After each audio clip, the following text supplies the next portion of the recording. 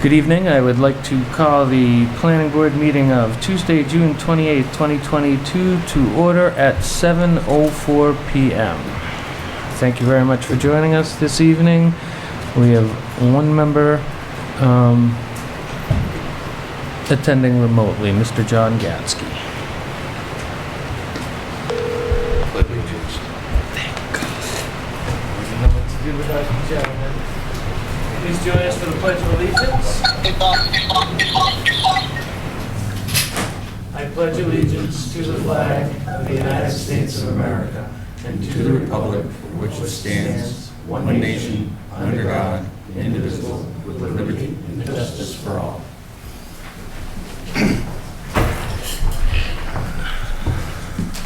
Thank you very much. Our first order of business this evening is an approval not required plan to create one parcel from Assessor's Map 14, Lot 100R, located at 26 Walker Road. And I believe we have Mr. Webby here who drew the plan.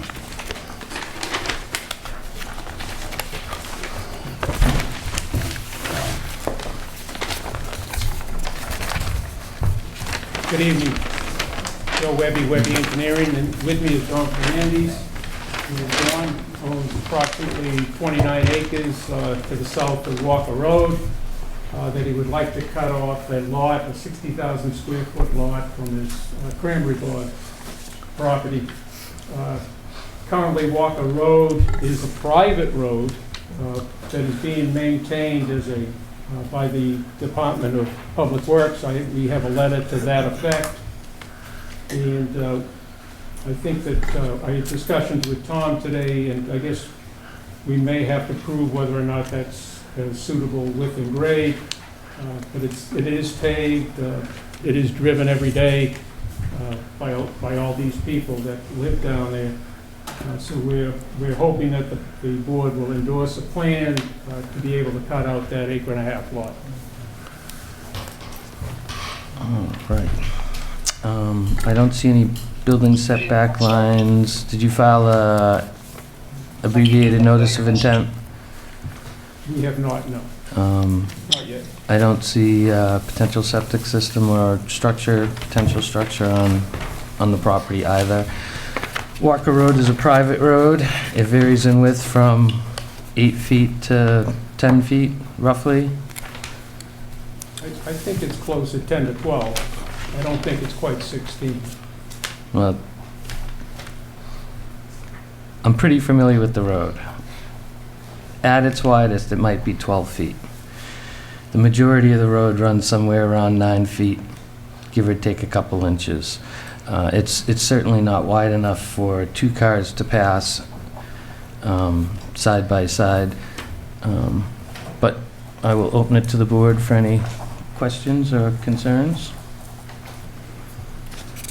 So when you say a publicly maintained road, the town probably does maintain it, but it doesn't, it's not, when you say a publicly road, I think it's more an easement more than a public road. And the reason it was paved is, I believe the town went down, just paved one day and just did the path of least resistance that everybody was using. So I don't even consider that a road. I mean, I consider that an easement. May I just make one kind of minor correction? I did say it was a private road. Yes, no, you did. You certainly said it was a private road. It's completely encompassed by the lot lines on the chart here. But we run into a lot of the issues that we ran into on Bunny's Road, in that the width, the grading, there's a huge drop off. The fact that it's insufficient currently for the amount of dwellings on the road, and it doesn't meet any sort of standard in regards to that. Plus, your frontage would be required to be on a public way, approved subdivision, or the third one.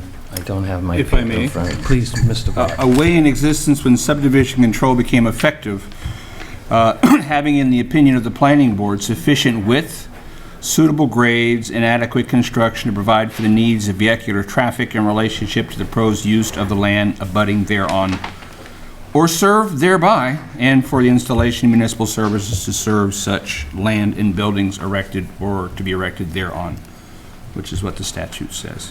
All right, because there's a very big drop-off along the particular side of the road that this is proposed on. A lot of clearing was done, and there's no safety measures there, and I have concerns in regards to that. But if the board has any questions, please. Otherwise, the chair will accept a motion.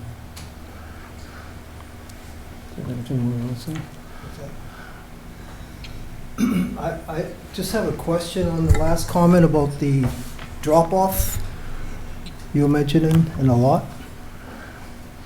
Sure. Drop-off off of the road? Yes, there is a fairly steep drop-off all along.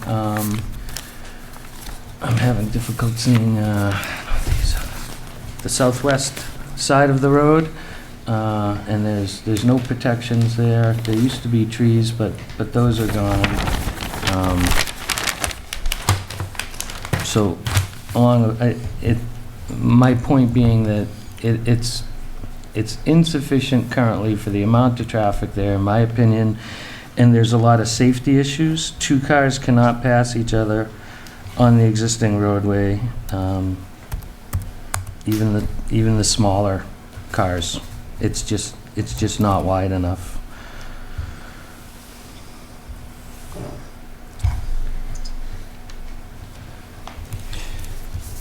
If it's all right with you, Mr. Chair, I'd like to ask Rustin O'Neill what their opinion is of this. Go ahead. Andy Glines, professional civil engineer with Fussin O'Neill, acting as the town's civil engineering consultant. Unfortunately, at the moment, I haven't actually reviewed the A&R plan. I could certainly, take a look at it and provide some formal comments. I think the town planner, Mr. Bott, probably is more well-versed in what the requirements are at the moment, as he has them in front of him for A&R lot, but I don't know if there's any specific items you'd like me to provide my opinion on, I can, but at the moment I don't have anything formally prepared for this application. I think the biggest question in regards to this is, does it have frontage, because it's privately owned and on private property. So So it's if a I may. private road or an easement. Yeah. So, the Carver subdivision regulations include a provision for a referral, which I have not done previously because of the very short time frame you've got to deal with an A&R plan, those 21 days. So, but in this case, since it came up in the last meeting, I did send this out to Police, Fire, Department of Public Works, Conservation Commission for their review. There were comments I got back from our Operations and Maintenance Deputy Director. Said as long as the roadway is affected, I have no opinion on the matter. Carver's new conservation agent reported there were no issues within his jurisdiction. And the Carver Deputy Fire Assistant Deputy Chief reports that Walker Road, and this is quote, Walker Road is a street that is well known to Carver Fire Department, being narrow and winding. Past fires on this road have proven challenging due to the lack of roadway width. This increases the potential for inability of emergency vehicles to pass access lots and operate safely. However, upon reviewing the submitted plans, the Carver Fire Department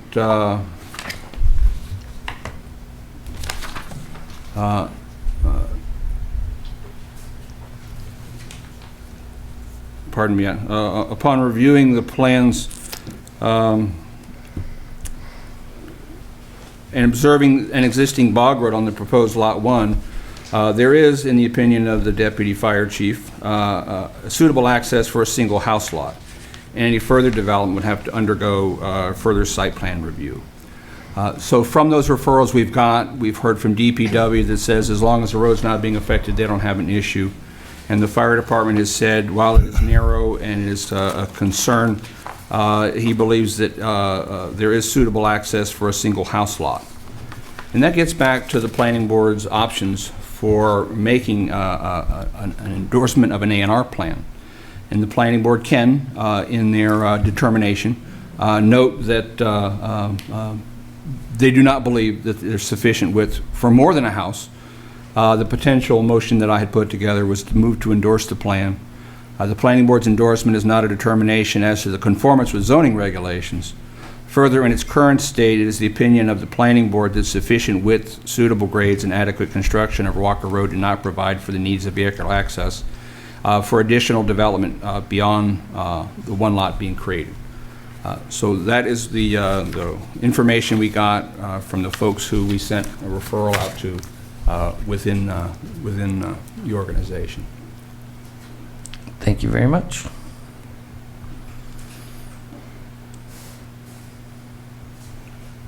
So, any further discussion? No? Well, Could I just add one please, thing? yeah, go right ahead. So, I purchased that property back in 1984. When I purchased that property, it was, there were a lot of smaller residences on there. Over the years, I've seen many houses pop up around what were some small cottages.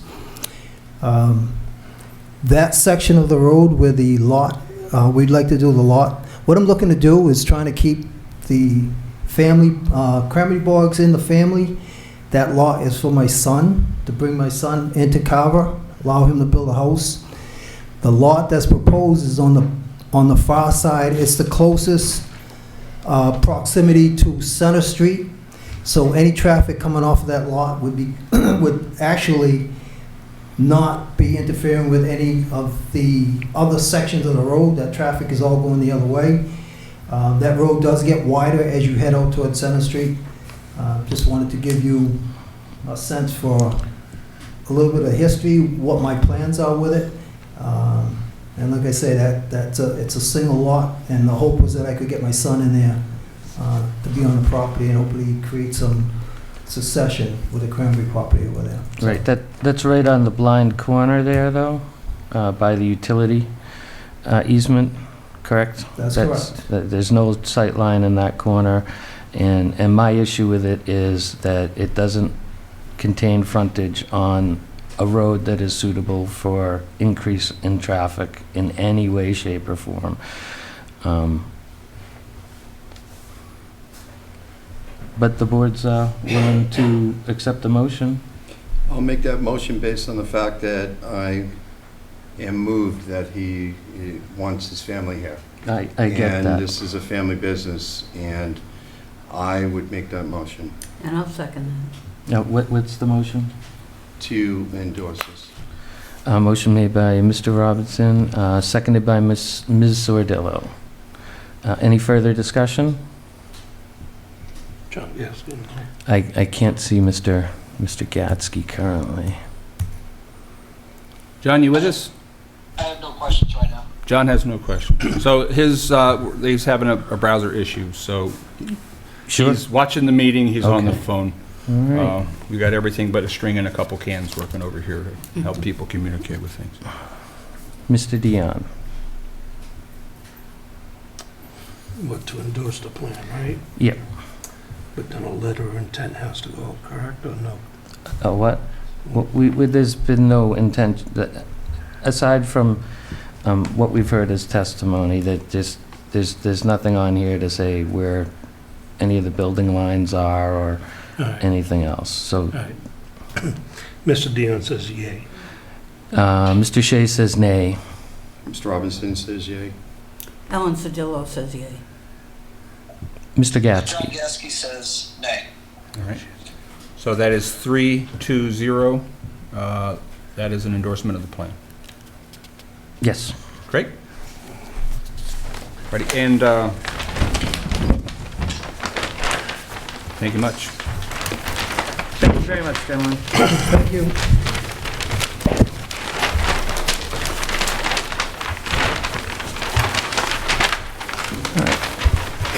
Our next order of business is reconvening the public hearing on the application of ENS Holdings LLC, requesting a special permit and site plan review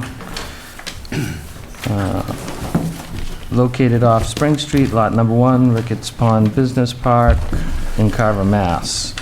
The project will consist of construction of 3 commercial buildings located at Lot 1, Ricketts Pond Business Park, located off Spring Street. The lot will be comprised of 3 commercial businesses with associated driveways, parking areas, closed drainage system, septic system, and utility connections.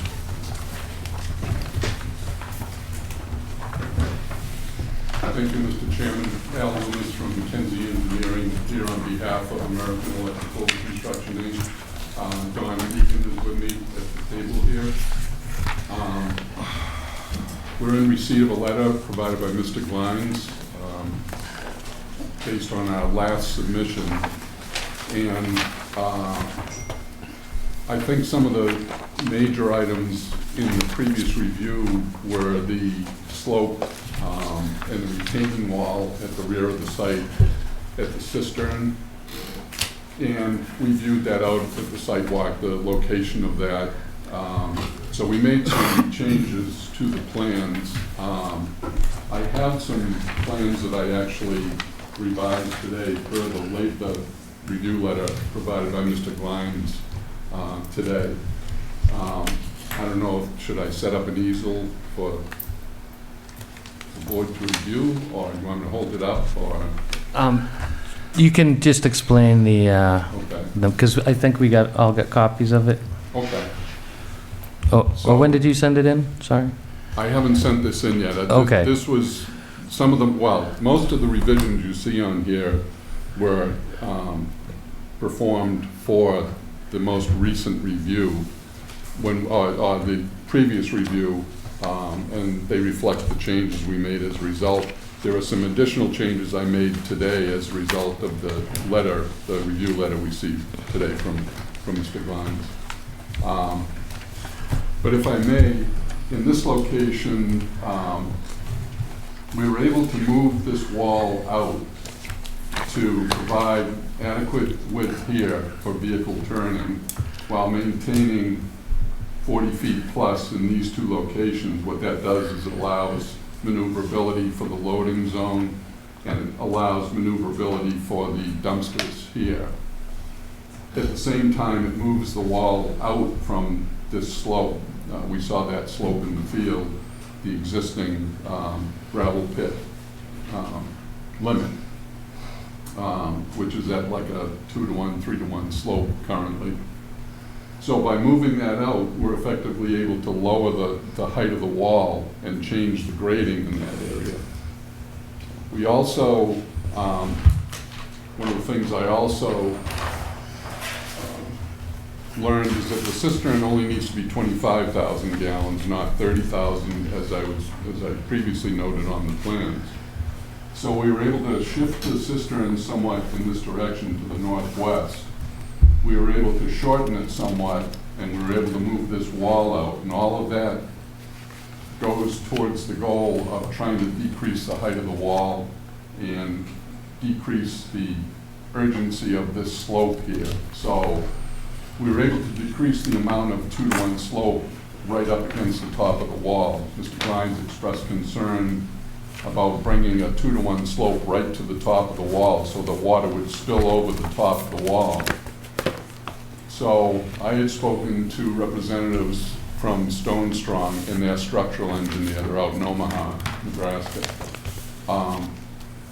And they expressed that the 2-to-1 slope can be dealt with, but they prefer not to see the 2-to-1 slope right to the top of the wall, as Mr. Glines expressed. So we were able to grade in a swale along the top of the wall here. That's the high point of the wall right at that angle.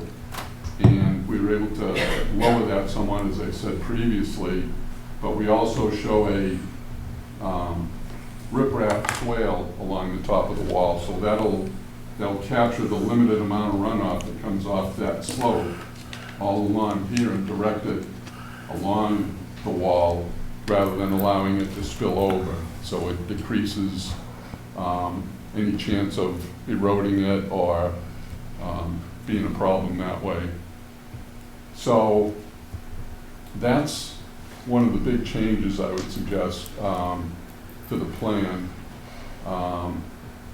When I sent this out, the electronic version of this, I think on Friday, something was lost in translation. The shading for this and this area were, they didn't show up very well, frankly. So I've enhanced that grading there. I changed the magnitude of that, and so it shows up better on these plans. Some other changes I made regarding the slope is I call for wildflower mix on that 2-to-1 slope to help stabilize it. Perennial wildflowers will establish and get a good root system and eventually just thrive on its own. In the meantime, I'm calling for that 2-to-1 slope to be stabilized with either jute mesh or like a Curlex type of fabric. I don't know if you've ever seen that, but I think it's made out of aspen shavings or something like that. It's biodegradable. So it will last long enough to get a good establishment of vegetation and then just break down over time. So Mr. Vines was concerned about rilling in this 2-to-1 slope. Another thing we added to this plan, at his suggestion, we have 2 rows of compost filter tube, silt sock, that you see everywhere now. So we added one along the 65 contour and one along the 55 contour, as well as just before the swale. So that'll limit the velocity and the volume of water that gets to run over that 2-to-1 surface, and it will allow it to establish vegetation more readily. So I think that was the big issue, the concern about erosion, the concern about perhaps the height of the wall, the location of the wall in proximity to a steep slope. I've been assured by Teal Geotech is right next door to Stone Strong's main office in Omaha. And I spoke with a gentleman there, and he assured me that they can deal with this situation in terms of structural engineering. It may require a little something above and beyond what would normally be just a gravity wall. But we have notes on the plan that speak to this being designed by a civil structural engineer, which we don't have in-house civil structural engineering, so it would require a building permit. The building inspector would see that and would be assured by the fact that it would be stamped and signed by a civil structural engineer.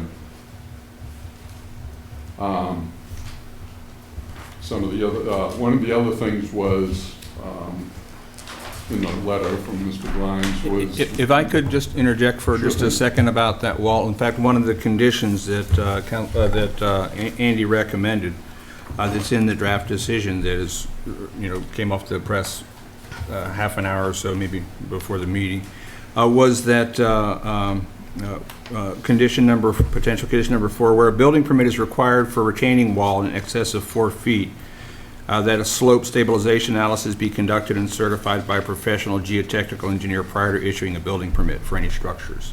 So while your stuff may come in with a stamp, one of the conditions that's been suggested by Fuss and O'Neill is that we certify that by that professional geotech before the issuance of a building permit. That's certainly agreeable, yeah. And the gentleman that I spoke to, they're actually geotech engineers, but they provide structural analysis for the Stone Strong product, the Stone Strong walls. So that's something we certainly agree to. Yeah, and if I may continue, typically that certification is by someone on our staff versus the manufacturer or someone on your staff. Sure. So that would come out of the R&I account that we would, if you guys don't have a structural engineer in-house, we would consult to bring one in. I assume, if I may, Mr. Chairman, sorry to to respond. That's something we'd welcome, certainly. I didn't know if, on our part, we were basically obligated to provide structural engineering rather than relying on or imposing on the peer review consultant. Well, So either way is yeah. fine with us, or both ways. So if I may, your money's going to pay for our structural engineer, so Okay. not an imposition. Okay. Just in another check, as in dollars and cents check. Is that? Yeah, if I can weigh in on that item. Andy Glines with Fuss and O'Neill again. If this project was approved and moved on to a building permit stage, the applicant would need to go through the building permit process for the retaining wall anyways to get their building permit from the building official in town. But I wanted to reiterate and solidify that here as a condition of approval, just because it's something that Fuss and O'Neill has expressed as a concern for that location, and I thought it was prudent to include it as a condition so that the town and the board would feel comfortable that that slope and the cistern location, would be reviewed more thoroughly once there was more design information available. So far to date, the applicant has followed all the recommendations that Fuss and O'Neill has made to improve, improve the slope and reduce the height of the wall. Most of the outstanding comments that I made in my latest review memo pertaining to some detail revisions were just to mitigate risk of the slope not being established as efficiently as it should be. I think it's a meadow stabilization was a good use for this location. It won't have any concentrated flows coming from the adjacent property because this is along the property lines, really the high point here. But with any slope that's vegetated, would want to have the town, whether that's the operation maintenance department or Fuss and O'Neill, verify that that slope is stabilized before a certificate of occupancy is granted, and make sure there isn't any long-term issues with that. So the final recommendations I made to the applicant, adding an additional erosion and sediment controls, as well as clarifying the depth of topsoil that would be installed at this location, or to mitigate risk that the slope wouldn't be stabilized quickly once it's seeded.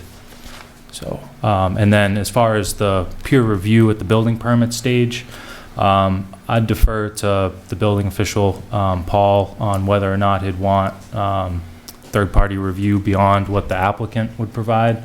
It's certainly something that Fuss and O'Neill could assist with. I'm not a structural engineer, but we do have structural and geotech engineers in-house that I could recruit to help me with that review at that stage.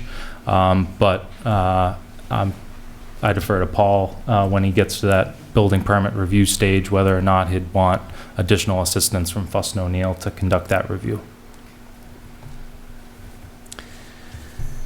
Thank you, Andy.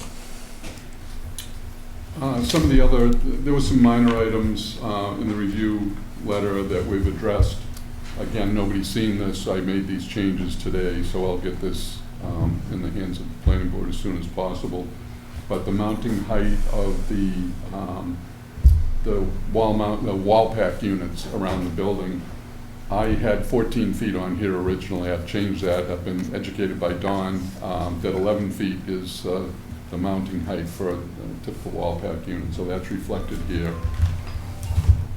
Again, sheet C3, the grading plan, I note those additional silt sock rows here, as well as the plantings and the slope stabilization. I refer to the jute mesh or Perlex or proprietary slope stabilization. Again, changed the color so when this plots, it's more legible. my apologies to Mr. Glines for the tough-to-read plans. So I note the slope stabilization there as well. Some of the last few items were basically legibility issues on the plans, and we think we've addressed them. Within the typical detail for seeding and sodding, we do show 6 inches of topsoil, and I've added a note with respect to the 2-to-1 slopes and providing either jute mesh or Curlex fabric to establish while it's growing.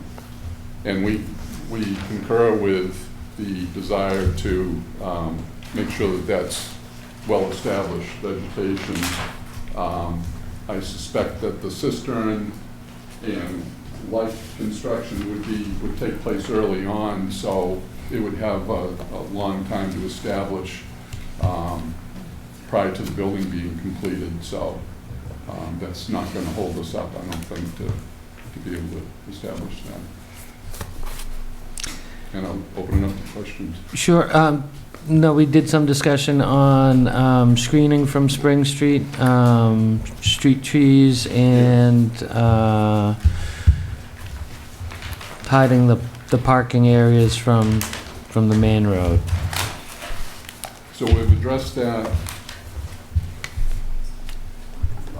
We showed pussy willows along here, along with some red cedar trees. Well, And it that's was a not little sparse. right, but there's requirements for landscaping along the Spring Street Road too, and that seemed to be totally left out of the equation here with trees and. Or had you discussed putting a berm there?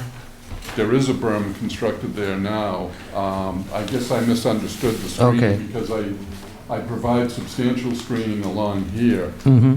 We've added, specifically, there was a request to screen the propane tank. So we added 3 green giant arborvitae along the back of the tank between it and Spring Street. Mm-hmm. And then we have red cedar trees, which we had already proposed here, and here. I'm sorry, 4 of them, 1 here, and here. So we added these 3 green giant arborvitae, as well as 3 more here and here, to provide screening, evergreen screening, between the cedar and the arborvitae. So year-round screening from Spring Street. Mm-hmm. I didn't understand that the screening was to be right at Spring Street. Well, that's something we can- right. That's your property line. You're required to have trees every 35 feet and sufficient screening out there. Well, it's not so much screening, but landscaping. Off the top of my head, I don't recall the depth of it though, but it was somewhere around 20 feet. It might be as low as 16, but I'm not, off the top of my head, I can't recall. But that would be part of the requirement is to put in trees every 35 feet or so to provide the street, yeah. Along yeah. As I mentioned, there is a berm constructed there now. I'll defer to Peter Ovchinsky, he's in the audience, but I'm guessing it's 4 to 5 feet high. Right. So if we planted something along that berm, it would certainly provide adequate height to, even with the berm itself, you would get screening from where you sit in a car. Your eye is typically about 3.5 feet above the roadway, so you're going to get some screening. Mhm. You'd be able to see the building if it weren't for these trees, but we can certainly. Yeah, the look building's not an issue. It's part of the complete street-line roads and Sure. maintaining the rural character of the town. So we're proposing street trees, obviously, along here Mhm. already, as part of what was approved with the definitive subdivision. But we can investigate planting something. Would you prefer evergreen or just the same type of tree that I think we call for pin oaks along here? Sure.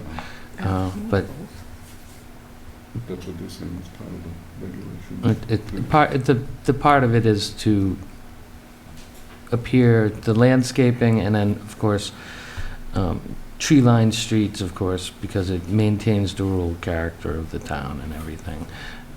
It's not about visibility of the buildings, and it appears that you've provided sufficient screening for that side of the parking areas.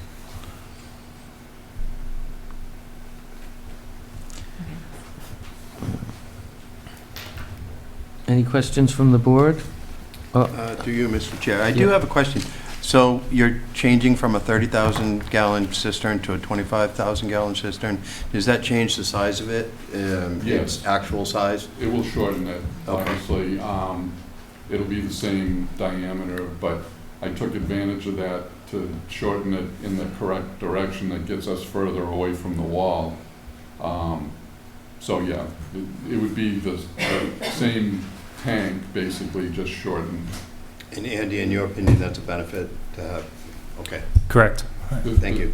The 25,000 gallons that's all engineered through the fire protection engineer. So he determined, as Don mentioned during the site walk, you have to size the cistern based on the largest building that it will serve. So 25,000 gallons is adequate to sprinkler, provide fire protection for the 20,000 square foot building.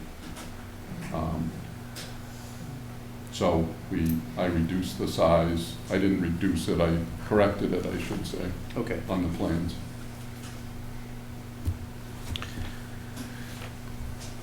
All right, we'll open it to Do we the, have anything from the fire protection engineer about changing the size of the cistern?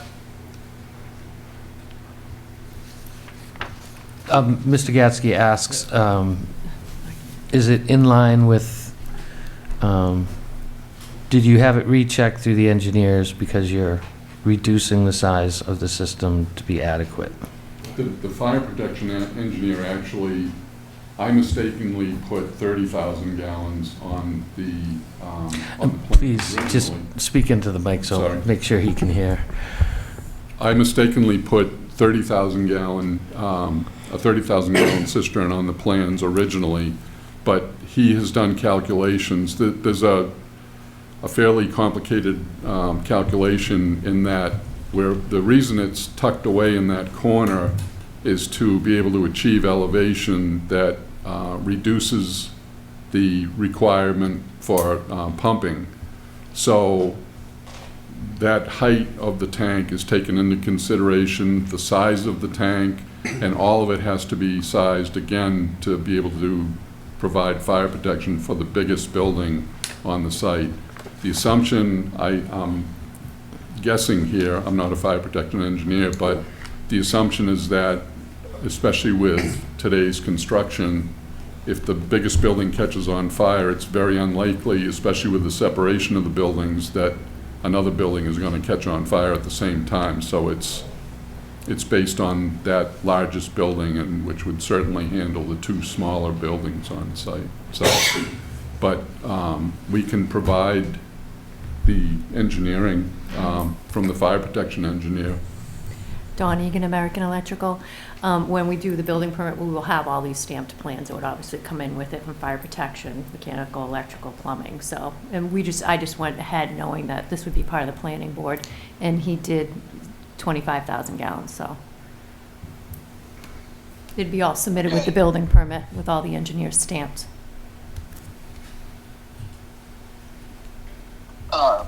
One more question regarding this. So based on this being a gravity-fed system, given that they're positioning the cistern up on the hill, and the extensive piping from that's going to have to take place to, the water's going to have to fill up and everything else, has all that been taken into account? My concern is that reducing the size of the cistern by 5,000 gallons, and the way I've seen the winds act in that area, it can swirl things around and can easily send flames in all different directions. Again, Dawn Egan, American Electrical. This was reviewed, it was a mistake that was made on the plan, the 30,000 gallons. It was always 25,000 gallons, and this will be all part of the engineer's stamp. So this is all designed. It's vertical versus horizontal pumps, and that is going to be his area of expertise. So with all due respect, that is his area of expertise, and he will stamp the plans, and we will submit them with building permit. It's an adequate size. Okay. All right. Any further questions from the board? We might have some later, but we will open it up for public comment, and we'll need a microphone, so... Well, if I can suggest, you guys want to just have a seat in the audience? Thank you.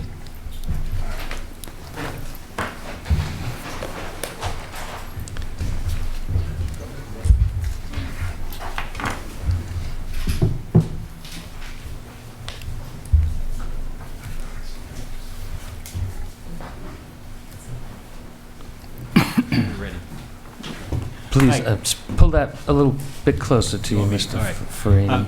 Dan Farini, Fosdick Road, Carver Concerned Citizens. First point I just want to make, this is a public hearing, and the information that was just presented was not made public for us to review prior to this meeting, so we have no ability to comment on the new design and changes. But I want to bring up a point. I don't know if the board has been contacted, but my group has been contacted by numerous people who abut SLT. There seems to be an issue going on with the wells. The wells abutting this construction site, SLT, a few of them have gone dry. Some of them are seeing a discolorization. It looks like pollutants in their wells. Therefore, we are asking this board to request SLT, any abutters within 1,000 feet of the construction site, we're asking to have their wells checked and tested for pollutants and for water, because it appears this has never happened. Even the pond that abuts the site is starting to go dry, so there is a problem with the water being removed. The drainage is gone in the area. I don't know if anybody's contacted you yet concerning that. I hadn't heard anything. I would expect that would have gone through the inspections department or Mr. Bott in regards to this. Correct. There's nothing that's come across my desk Okay. or in the planning office that I'm aware of. We also have concerns, the abutters, but the people who are buying property, who are buying sites and planning to build on this site, if we're seeing the abutters having water problems, we're wondering what is the result when the new buildings go in and they start to draw water also. It's going to convolute, it's going to just build upon each other. So therefore, we're asking the board to review, again, any abutters within 1,000 feet of this site have their wells evaluated and checked, and we're asking for SLT, who is doing this, to pay for this. And we're asking the board to step forward to take lead on this. I would think they would have to, and I'm not speaking, but we would have to show causality. Okay. Has anybody been tested prior? No, but we have wells on Spring Street Extension that have gone dry just this week, which is right across the street from this. All right. Now, I'm not sure what the draw is currently on the property, but we'll see if we can get an answer to how much water is being currently drawn, and we're requesting testing wells for check the levels. Yes, this is Andy with Fuss & O'Neill again. I guess I haven't received any direct information regarding this concern. I agree it is something that the town should look into. I guess as part of the conditions of approval for the individual lots, I am recommending a condition that additional test pits be done specifically at the 2 infiltration basins to verify what the current seasonal high groundwater elevation is at those locations, and make sure it's still consistent with the information that was provided when we were reviewing the definitive plan. I think, I guess it wouldn't fall on necessarily the applicants for the individual lots, to provide all this information, but as this is a public hearing and it's part of the, it's on the approved definitive subdivision road, you'll have to talk to the town planner and legal counsel on how the town would be able to assess some of the public concerns regarding the subdivision as a whole. And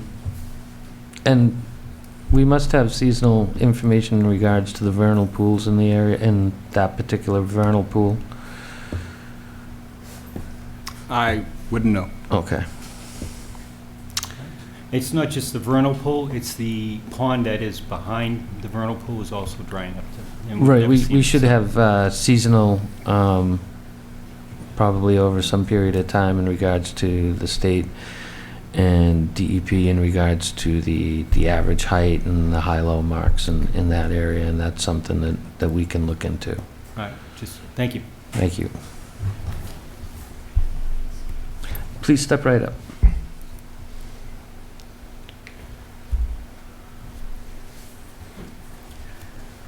Hello again, Dorothy Pollitt, High Street. Mr. Botts, to the chair, to Mr. Botts, I have emailed you and have gotten no response. But in any case, I've lived on Ricketts Pond for close to 40 years. And I see the pond every day from my deck.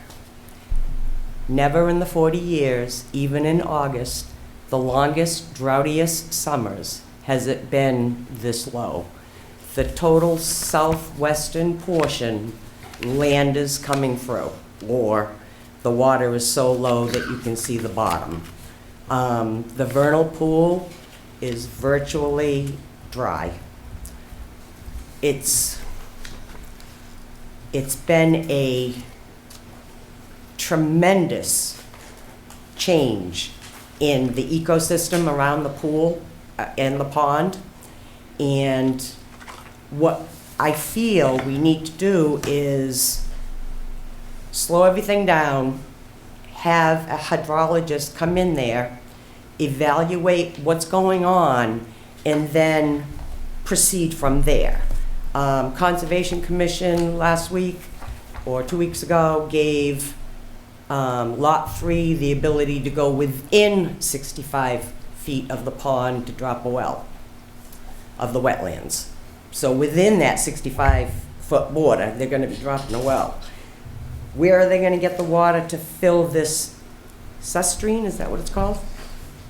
Where are they going to get the cistern, water? yeah. It's a cistern. It should be through ground infiltration mostly, isn't it? Andy with Fuss and O'Neill again. The cistern itself is it's a fire protection measure. I understand Ideally, that. it would just need to be filled once and then until it's utilized, but With water from a well on the site? Because potentially, I guess it would be. Unfortunately, if the pond is going dry, the vernal pool is going dry, I'm gonna go dry along with the neighbor on Spring Street Extension. And I think it's the duty of the town's planning board to prevent this.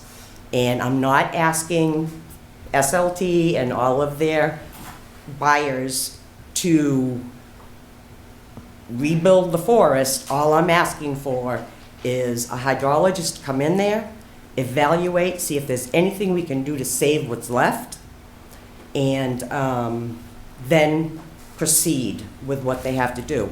I would appreciate the town keeping and Mackenzie keeping with the 100 feet from the wetlands. I think that that's something that this town has to protect what we have.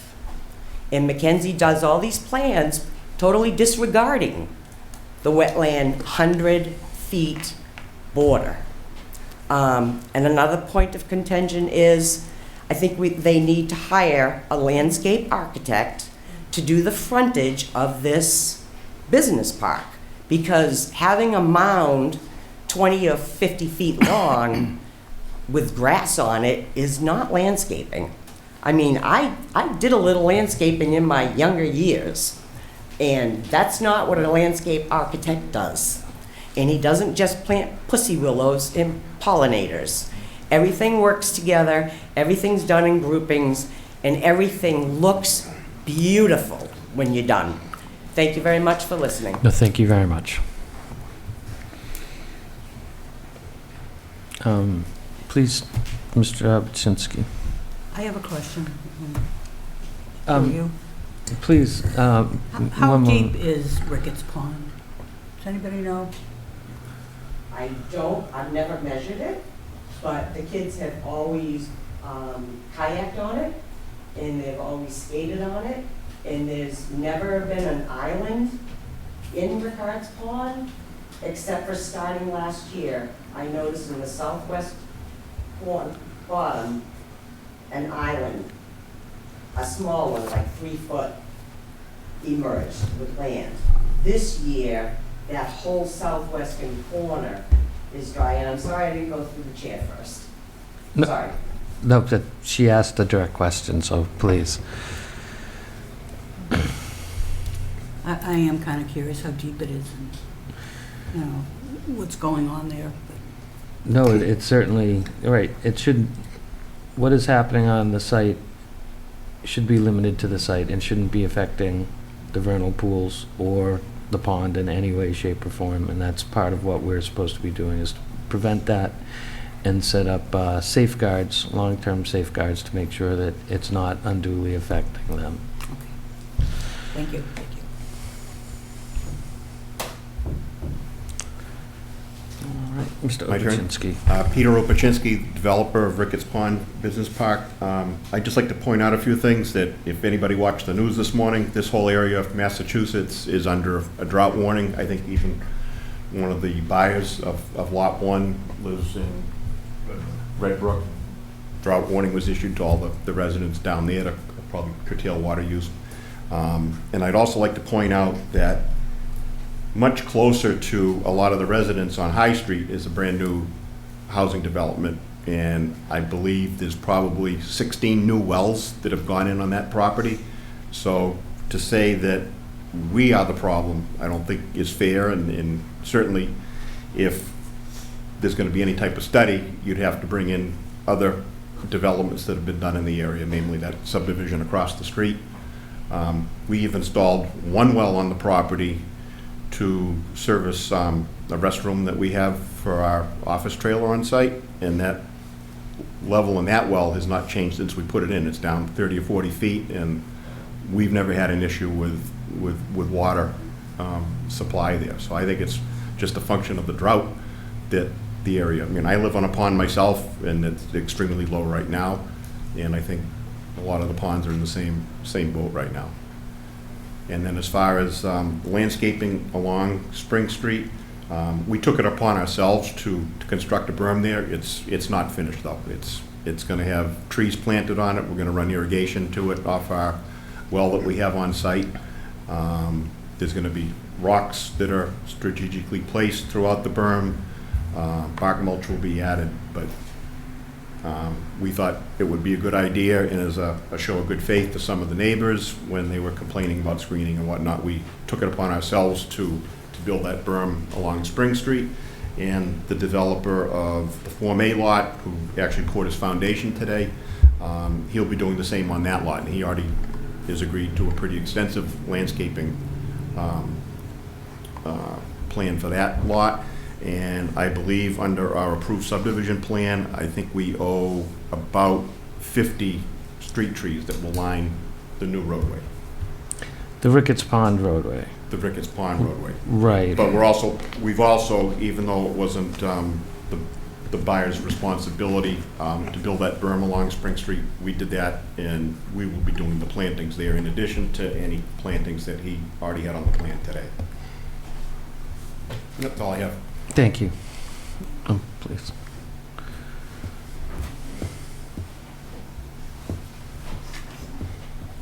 Mr. Chair, just a quick note. The house that has gone dry is on Spring Street Extension. It is directly across from the SLT site. And like I said before, I've been there for 40 years. I have lived through a lot of long, hot summer droughts. And in August and September, that pond has never, swear to God, ever been in this condition. Thank you for hearing. No, thank you. Please.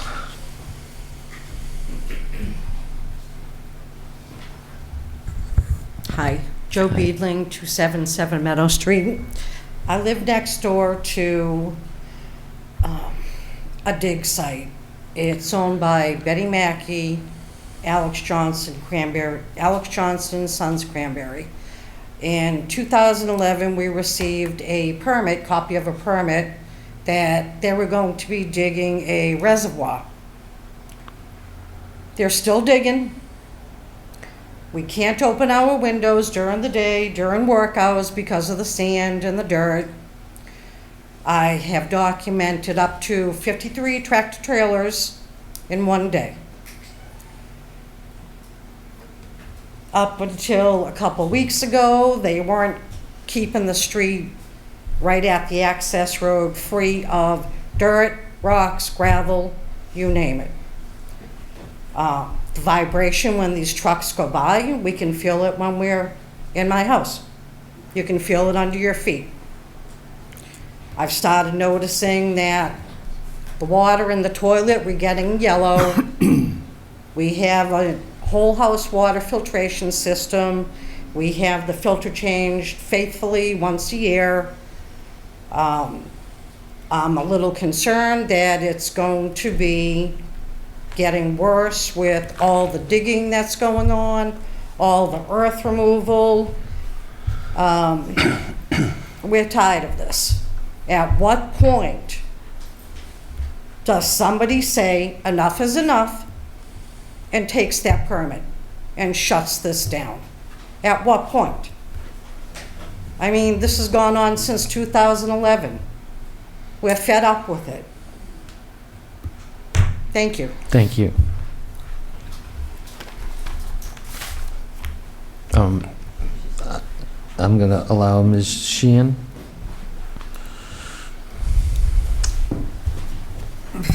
Thank you, Mr. Chair. I'd like to first address this process issue, that this is a public hearing. I believe there was a response to the Fuss and O'Neill comments submitted to the planning board yesterday that has not been posted on the website. I guess people could have run into town hall early this morning to try to read them, but the public has not had access to those comments. And as Mr. Loomis stated today, there were changes made on the plans that nobody has seen until this hearing right now. So I do not think that that is adequate public comment. This is a public process. And along those lines, we submitted an expert report to the board last meeting, and it addressed the water issues.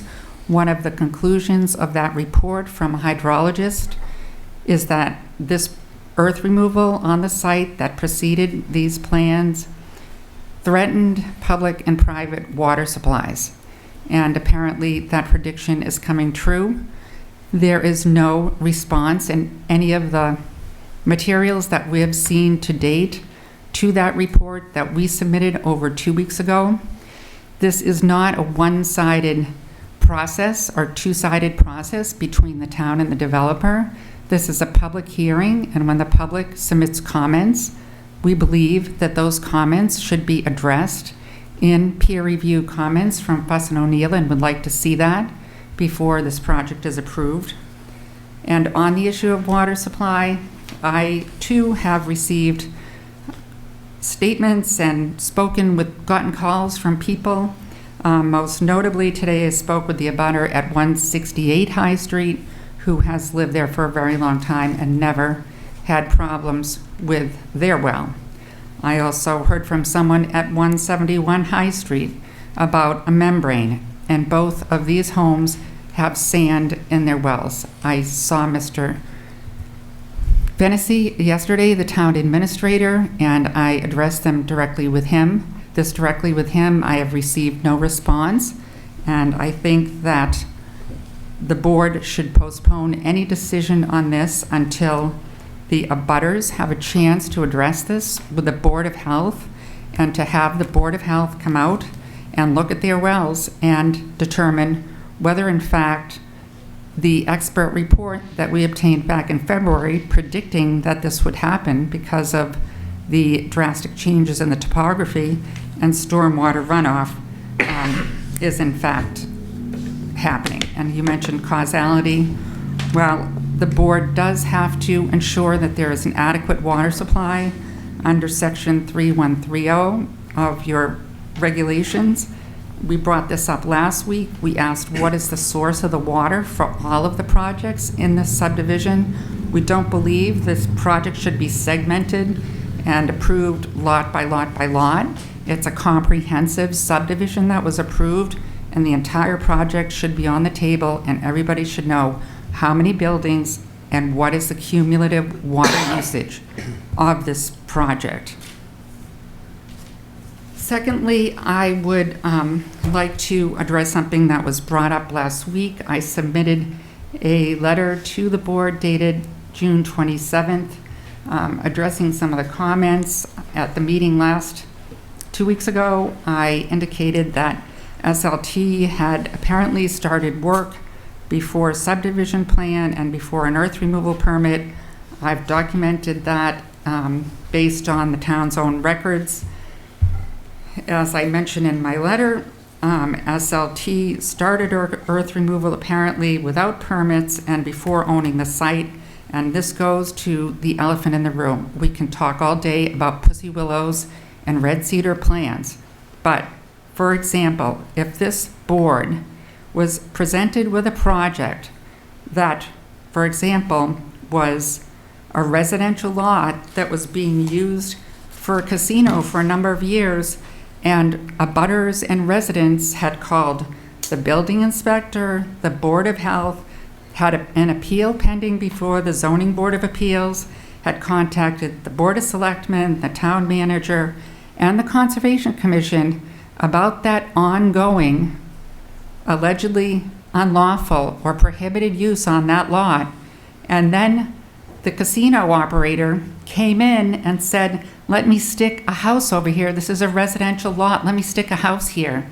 Is the board going to go ahead and ignore the ongoing, allegedly unlawful operation of the casino on the lot?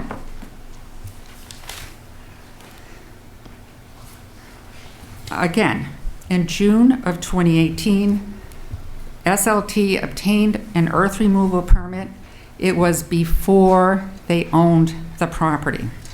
They went to the earth removal committee, presented an application for an earth removal permit, started submitting quarterly truck logs, and has been, as Mr. Obuchinsky stated last time, been submitting earth removal reports to the town for over 4 years, describing in detail their earth removal activities.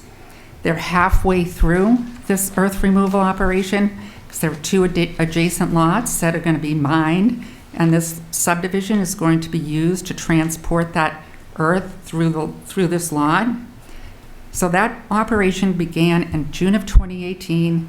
According to the earth removal committee minutes, Mr. Obuchinsky stated at that June meeting that 5% of the lot had already been logged or worked on, and that is testified to by witnesses and abutters. So then in 2018, they buy the land. They don't get a subdivision approval from this board until January of 2019. And I noticed that apparently the engineer from McKenzie is saying this is an exempt earth removal operation because it is, for one of many reasons they don't really specify, but the applicable zoning exemptions might be that this is a pursuant to a duly approved subdivision plan. Well, as I mentioned, this earth removal activity started at least 8 months before this board approved a subdivision plan. Secondly, they claim that possibly it's necessary to remove 500,000 cubic yards of earth from this property over 5 years. Is that a finding that the board is going to make, that this is necessary earth removal, and therefore this underlying use is not unlawful? And they claim that it's necessary for perhaps building a roadway or utilities. There's no evidence in the record of that. So this board cannot issue an approval for land that is being used for an allegedly prohibited use without finding that that underlying use is lawful. And so we would ask you, do you agree that this is not an earth removal operation and this property is not being used unlawfully for earth removal? I can't answer that question. What I can answer is that no earth removal beyond that which was approved by the previous board in the definitive subdivision has happened. That's because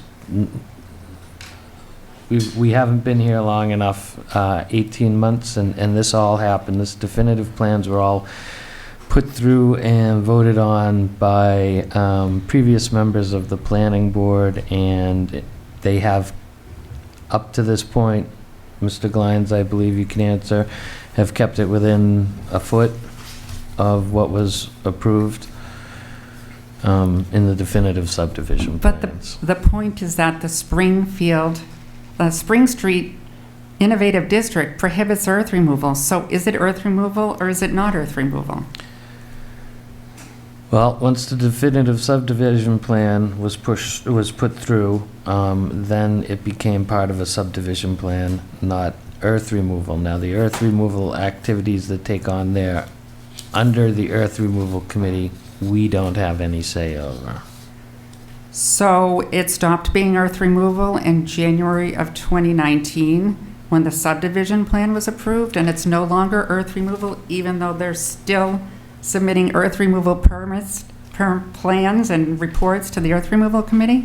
Once they reach the level of the definitive subdivision plans, that is the end of removal of dirt or various other aspects on what was approved in the definitive subdivision plans. I'm afraid we don't have any say over what's going on the Plimpton side, but we only allow that which was approved during the definitive subdivision plans. Maybe Tom could make it clearer. Well, I did want to make a point, and this is some of the discussion I've had with town council regarding what's before the board. And what's before the board is site plan and special permit for lots within the subdivision. The subdivision has been approved. The subdivision was not appealed, and so it is a lawful subdivision that is in place. The folks who are building on these lots are not the subdivision. They are not Peter Opachinski. They are simply operating their business or trying to operate their businesses under the rules and regulations of the town. And as they've been going through things and vetting them, they've been moving right along with that process. So I think we get a little off the rails. We start talking about subdivision approval and earth removal, because these are not the things that are Lot 1 and Lot 2 and the applicants. The Lot 1 and Lot 2 of the applicants are trying to put buildings and parking and things on their site. So that's what's before the board. This is an approved subdivision in an area of town identified by the master plan as an area that's appropriate for this type of development. That's why I included those parts of the master plan in your packets, and why I put some of that language into the development, into the draft decision that I've been working on. We tend to spread out and get well off the rails sometimes in these things, but the opinion of town council is there is nothing on the record. There is nothing that's been brought to the town that would prohibit the planning board from approving these lots for the development that's proposed for them. And that's all I have to say about it. Mr. Chair, I'd like to add that the board does have to find that this is a lawful use of the property, and to ignore the underlying allegedly unlawful use that the town has been well aware of for over 5 years, and especially now with an appeal pending before the Zoning Board of Appeals, describing how this earth removal on this site that prohibits, where the zoning prohibits earth removal, to go ahead and approve these projects on land that is being unlawfully used would totally undermine the whole purpose of your zoning laws and your site plan review. And segmenting the, cutting apart and separating the underlying allegedly unlawful use of this project from the buildings that you're going to put on top of it, and ignore the impacts of the earth removal operation on groundwater, on abutting wells, according to an expert report, and not even to address that, is really quite incredulous. It's like pretending that that never happened. And we certainly hope that the board will take into account the existing conditions of the site and the problems that have been documented and created by this massive earth removal project. And it's not simply, stay within our box. You have to ensure that the existing operations on that site have not impacted abutting properties. And it's not just putting up a screening of some trees. It's making sure that those abutters have water to drink 20 years from now, and that this use of this property has not caused them to lose any more than they've already lost, which is the peace and enjoyment of their homes for 5 years, as everyone in this town, and certainly every board, committee, and town official knows or should know, even though they may choose to ignore it. This is simply unfair to the abutters in your town. So we will look forward to a response to the information that we submitted, and we would ask the Fuss & O'Neill engineers to give us a response to Mr. Horsley's report on the hydrology of the site and how the conditions have altered the groundwater flow and, as he said, potentially threatened public and private water supplies. Thank you. Thank you.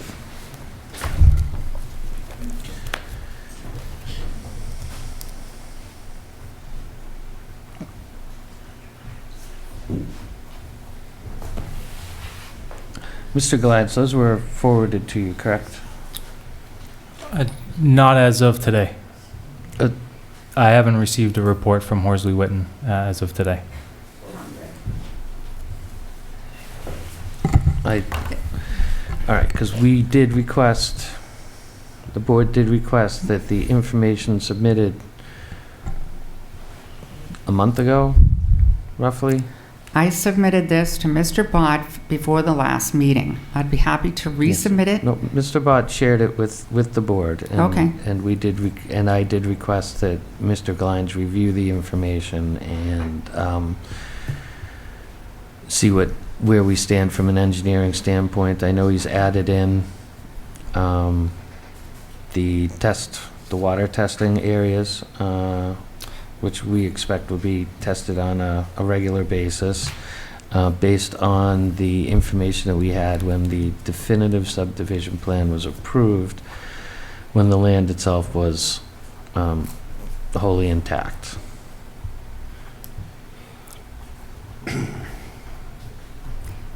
Are you looking to me for a response to no, that? I'm not. I'm actually surprised at the information. I'd be happy to review it. As far as I know, I haven't received any email. I can double check with the town planner and the board. But as of today, Fuss & O'Neill hasn't done a official peer review of any report from Horsley Witten. And it's quite possible that it didn't get sent. And I guess on a related note, Fuss & O'Neill wouldn't be able to do a peer review of that report under the escrow accounts for Lot 1 and Lot 2. So that would be something else that would have to be worked out on how to fund that third-party review of that report. which I don't have an answer to at the moment, how legally that would be done. Thank you. Excuse me, thank you.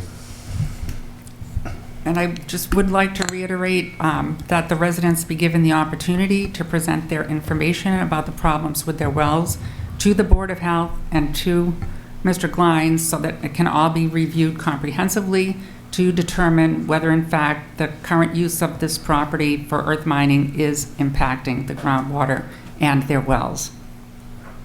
Please, I would encourage that anybody with any complaint or concerns in regards to any project approach the appropriate boards. And in this case, it's the planning board and the inspection department, including both Conservation Commission and the health department, because all of us have a part to play in this. Well, believe me, they have. For many years, it's been documented. They've been ignored. We submitted a request for enforcement of the Wetlands Protection Act and the town bylaw with regard to the pond and the sand on the pond and the destruction of the vernal pool, and it was denied by the conservation agent. I don't believe there was even a Conservation Commission meeting to discuss whether to grant or deny a request for enforcement of the bylaw. The conservation agent merely sent out a letter about a week ago. So for anyone in this town to imply that these residents, and some of them sitting here and others, have not contacted town officials from the selectmen on down to try to get their concerns addressed is very troubling, to say the least, because it's been on record time and again. Thank you. Thank you. I have a question. Andy Glines, you said there was test pits before they did any work there? For water? So currently, Fuss and O'Neill has received test pits that were done as part of the review and design for the septic system on site, which were overseen by the Board of Health, town's health agent. We're able to use that same information to determine the presence of groundwater, but those test pits were done at the proposed location for the septic systems and not at the infiltration basins that are currently installed adjacent to Spring Street. So in both review letters for Lot 1 and Lot 2, as stormwater from both those lots will be discharged to the infiltration basin, I'm recommending a condition of approval that additional test pits be done in those infiltration basins to verify that the seasonal high groundwater at those locations is at the, really it's twofold. You want to have adequate vertical separation so that pollutants are treated and filtered out before you intercept the groundwater. And also, I think that that information will be useful to compare to the report that was prepared by Horsley Witten on what the actual groundwater elevation is there in relation to the standing water elevation of the pond.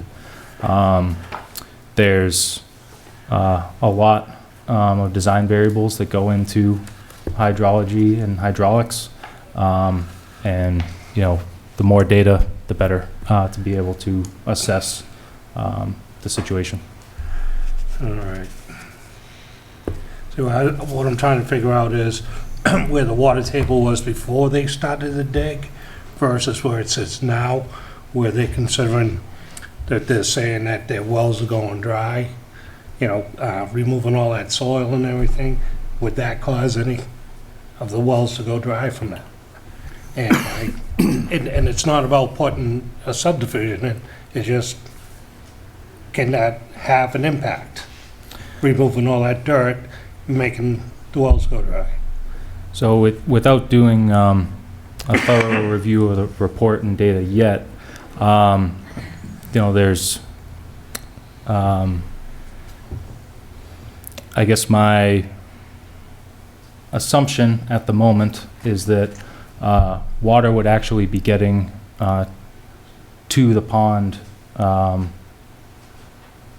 Right now, the proposed stormwater management system that's actually in place on site directs all runoff from the site to the 2 infiltration basins, and they're designed to store and infiltrate the 100-year storm event, which is a significant amount of rainfall in the typical design storm required by the Massachusetts Stormwater Handbook.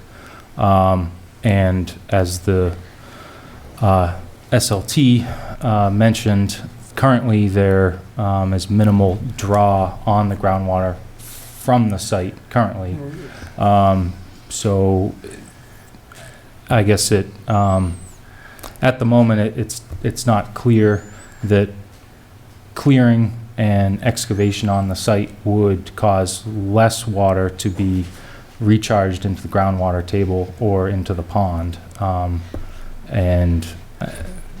It's possible that there's other hydraulic conditions that are being impacted, which is something, we'll look at, but from a surface level, it's not a clear cause at the moment. So can I paraphrase to say, if you removed dirt that the water had to go through, then the water would get someplace sooner than what it would have gotten to before? Point of order. Can I make a statement? Town planner. A point of order is procedural. Yes, right. May I make a statement? When Mr. Bott finishes. That's all I had. Okay. Then please come up and introduce yourself. Dan Farini, Carver Concerned Citizen. I didn't want to say this, but I have a problem with Mr. Botts. He has a conflict of interest with SLT. Peter has stated that him and Mr. Botts have worked over 200 projects prior to him coming to Carver, and every one of these meetings I have been in, he has focused his points of view towards SLT, so I think there's a slight, I'm being nice, but there is a slight conflict of interest with him and SLT within this whole meeting. All right. I'm going to clarify this now, that Mr. Sure. Bott has held his position All right. for many years and is very Yes. experienced and has worked with an extensive amount of people over a lot of different properties It is. as part of his job. And that does not create a conflict of interest. There's no financial binding or any other sort in that matter. That's my personal opinion and some of my cohorts, so I'm just putting it out there. Thank you very much. All right. Please. Mr. Chair, if I may. Oh, I'm sorry, I was recognizing. We got. But before that, Mr. Gatsky has his hand up. Unless you know. Mr. Sherry, I believe that really the only way to move forward on this whole situation is to establish a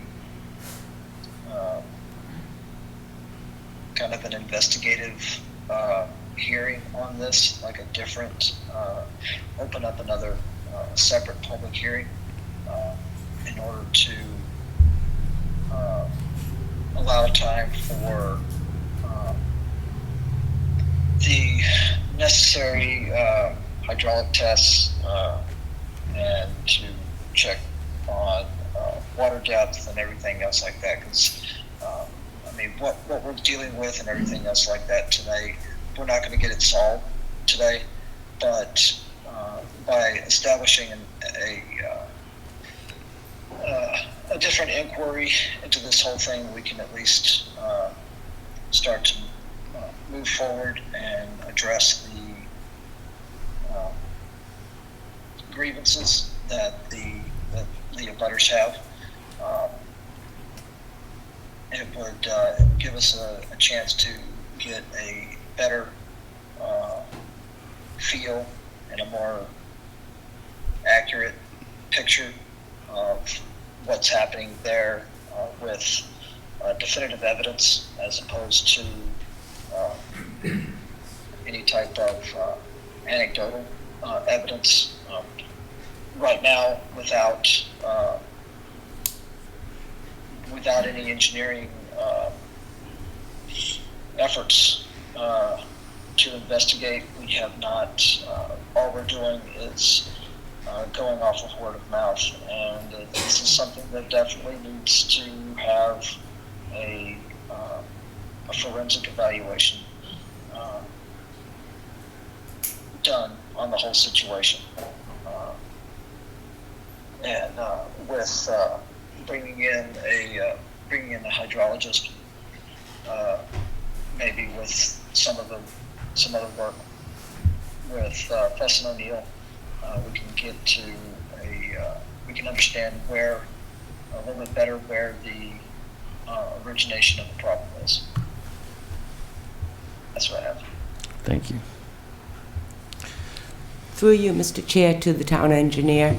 I just want you, when you do your study of Mr. Hosley's report, to at least know that the highest peak in Carver was right next to Ricard's Pond, and that has been eliminated.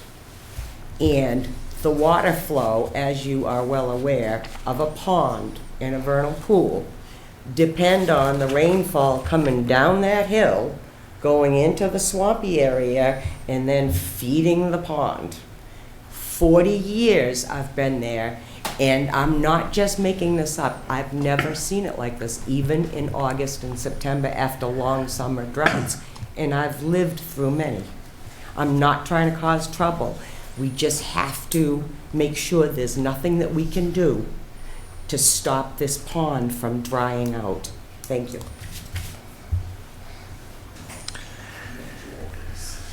Mr. Bott, typically when the state sells any form of land, a MEPR study is done, depending on the extent of the work to be done, the extent of the MEPR study. Do we have any information or in regards to that, or potential draw or allowed draw from the aquifer at that site? I don't know. There's a lot of mysteries in the building about what kind of information we have and what kind of information we don't have, particularly from back in the day. So we can take a look and see what we've got, but the information to date is we've got an approved subdivision.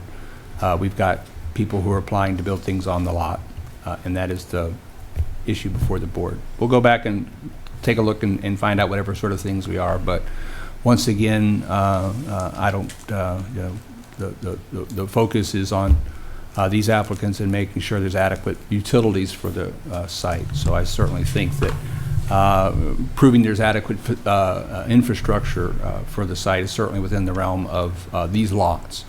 But once again, we don't want to conflate relitigating an approved subdivision with the applications before the board. Lot 1, Lot 2, and Lot 3, which is also in the mix, but not before us tonight.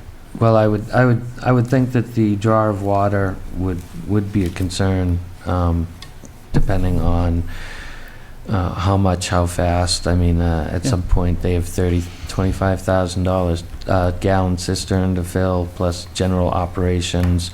I understand once the cistern's full, it's pretty much the end of it.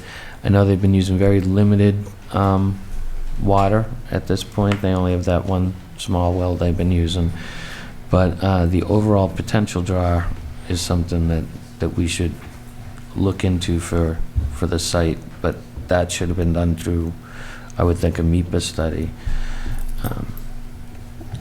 We'll take a look and see what I appreciate that. What's in there. Please approach. I can address two things. I can address the MEPA certificate that was issued by the MEPA office, and I believe it was 2018, after the earth removal had started, the MEPA site visit. The notes of that show that earth removal had already started, and that MEPA certificate said that there would be 9 acres of land disturbed. It does talk about that there will be 850,000 cubic yards of earth removed from the site. And I just want to clarify that MEPA does not approve anything. It is not a permit. The only reason this had to go through MIPA, as you mentioned, is because it was a land transfer from DOT, and MIPA reviews are based largely on what the applicant tells the state they're going to do, and the state then merely lists the possibly applicable regulations that might apply, such as if you get, if you're going to take more than 100,000 gallons of water a day, you need this kind of permit or that kind of permit, et cetera, et cetera. It is not an approval, and frankly, we have reviewed this, and we think that MIPA should be requiring what's called a notice of project change, because this project has differed so drastically from what was originally represented. Clearly, more than 9 acres of land have been disturbed.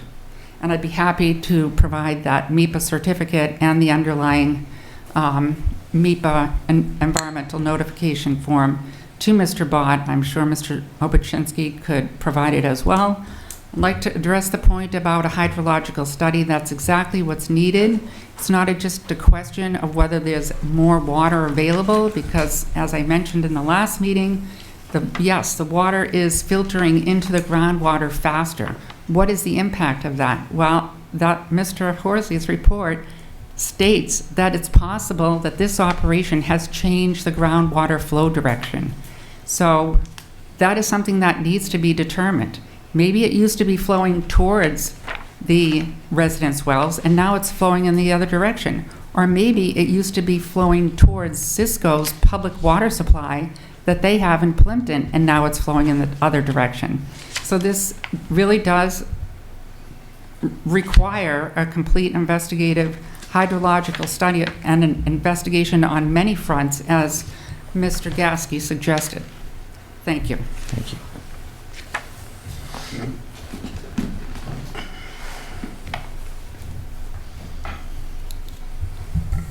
Al Loomis from Mackenzie Engineering.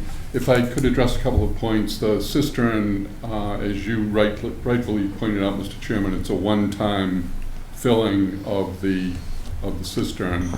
I guess Mr. Glines brought up the point originally.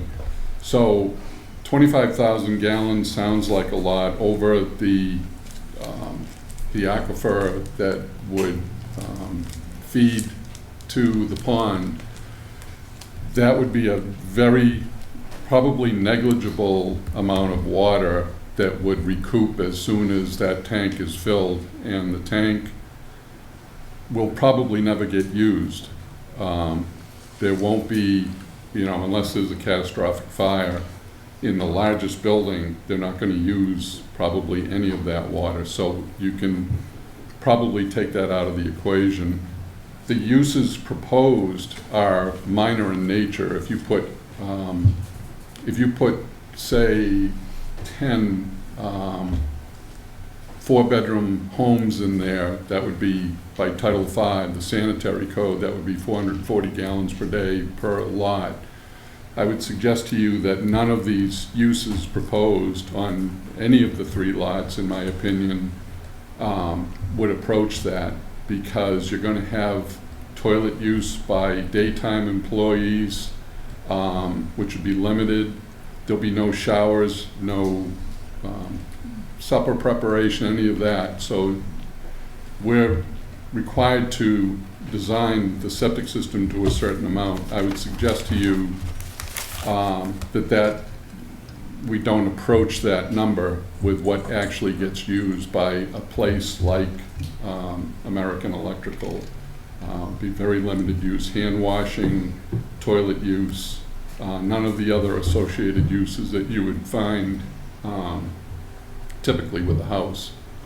As to the replenishment of the groundwater, I would suggest that basically the patterns are pretty much the same in terms of where the water goes to. So with a forested piece of land in hydraulic soil group A soils, all of the water, when we do drainage calculations on a site like this with wooded land, all of the water gets infiltrated into the soil. Where directing, as I believe Mr. Glines pointed out, we're directing all of the flow from any of the lot developments into the 2 infiltration basins. So every drop of water that is that falls on that site either infiltrates through grassed or wooded areas, or it gets directed to an infiltration basin. It's treated first through by going through catch basins and then through sediment forebays, which are designed to trap any sediments, or the catch basins will trap any floatables. They require regular maintenance, which is covered in the O&M manuals for those. So the water that continues on to the infiltration basins is treated, and then it infiltrates into the ground. So nothing effectively leaves the site in the future when it's fully developed. We submitted drainage calcs in the process of the definitive subdivision approval process, and that backs that up. It was peer reviewed, and so I would suggest to you that there would be no substantial change to the amount of water that infiltrates, and I would venture to say that there is no change as to what infiltrates from that site. Thank you. Quick question for you while you're here. What, I believe you've listed them as office space and warehousing spaces, or do we know or have a general idea of what the proposed usage is? That's, in the case of American Electrical's own building, that's the case. They will have some office space, and they'll have some, for lack of a better term, warehouse space. So with garage space, you're required to have by state code, a plumbing code, you're required to have a tight tank. So anything that goes in the floor drains inside the building is captured and pumped and hauled off-site. The rest of it, any roof infiltration, or roof runoff or anything like that, parking lot runoff, gets treated and directed into the infiltration basin. But we don't know specifics about the larger building or the 7,500 square foot building, building 3 to the rear at this point. We're permitting it, but we don't have specific uses. That's something that will have to be permitted at the time if they have a specific use that comes in. So I don't know if that answers your question. It does. Is manufacturing usage allowed in the Spring Street Innovation District? Because that would increase the water usage exponentially, if you would. We're not manufacturing. Okay. I just want to be clear that manufacturing isn't going to be taking place on. Okay. Somebody else have their hand up? I actually want to go with it. Pardon? I'd like to Please. I'm done. Yeah. If you have more questions, Right, I'll be thank you. Yes, to your point, light manufacturing is permitted in the Spring Street Innovative District, as well as manufacturing, processing, and assembly. So there are manufacturing permitted within the zoning district. Is that a by right or special? Light manufacturing, yes, that is by right. Manufacturing is yes by right.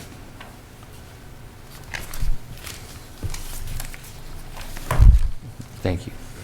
Please. Dawn Egan, 30-year resident of Carver, concerned citizen. I've been sitting in front of this board. We have paid for a third-party review. We have acquiesced to everything. I'm concerned about the tax dollars being spent on legal fees for the town to continue entertaining erroneous or long-term hypotheticals that we have no idea. If it pleases the board, we can fill the tank with trucked in water. I did not have to come here last week and get a permit to fill my 28,000 gallon swimming pool when I changed the liner, but it is something that can also be done, or I'm allowed to fill it by my well. It's a one-time use thing. It's just the same thing as a swimming pool that are all in the town and permitted. I'm concerned about who's going to pay for all these, hydrological studies when we have already a septic permit approved for the use of the building in the town. We've done the perk test. We've acquiesced to Fuss and O'Neill's, further test pits. So I think that at some point, as a taxpayer, I'd like to see some responsible growth in the town. It helps with the taxes. It should be researched, but I am a concerned citizen, and I have been here, and to continue to entertain things that just don't seem reasonable to me as a taxpayer it's just getting a little bit above and beyond here. So I'd like to see some responsible growth. We're not asking for anything. The subdivision has been approved. We're just trying to stay within the law and do what we're entitled to do. I don't want to see all this continue with attorney's fees and go. But in the meantime, interest rates are going up. People's livelihoods are at stake.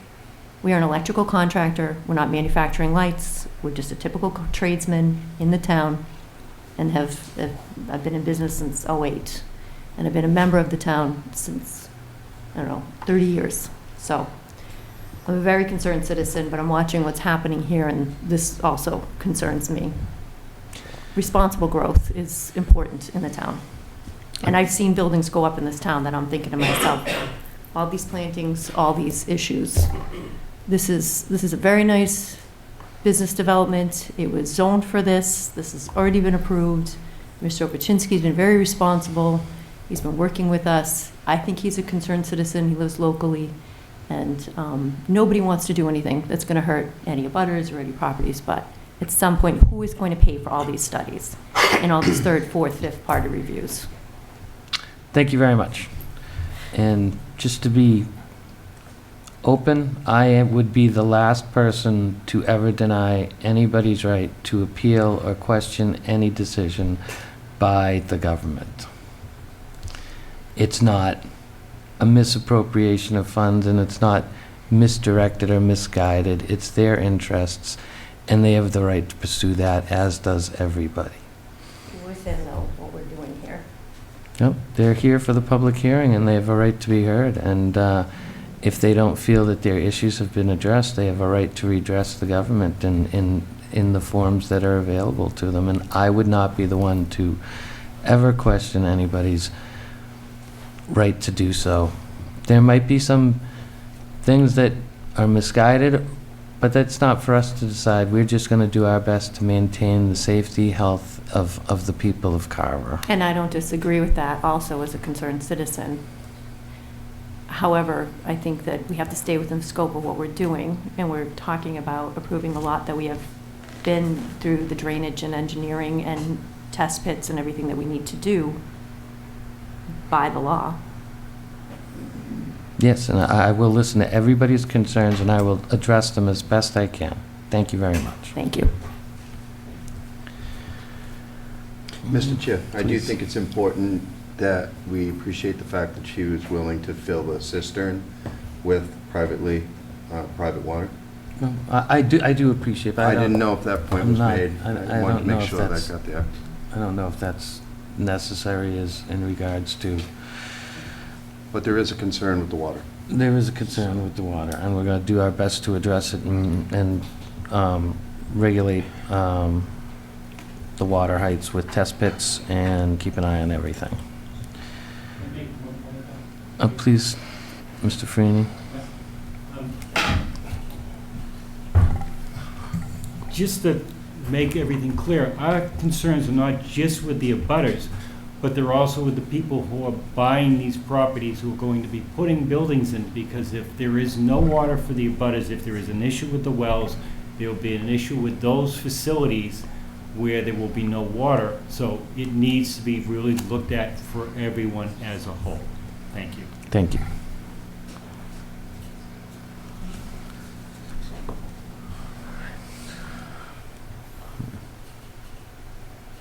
Any more questions from the board?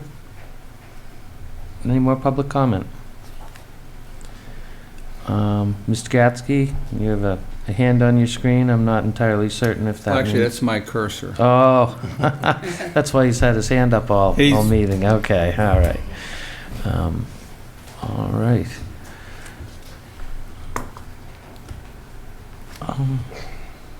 Well, I personally think that the board will accept a motion at this time to close the public hearing. I'll make that said motion. I'll second. Motion made by Mr. Robinson, seconded by Ms. Sordillo. Any further discussion?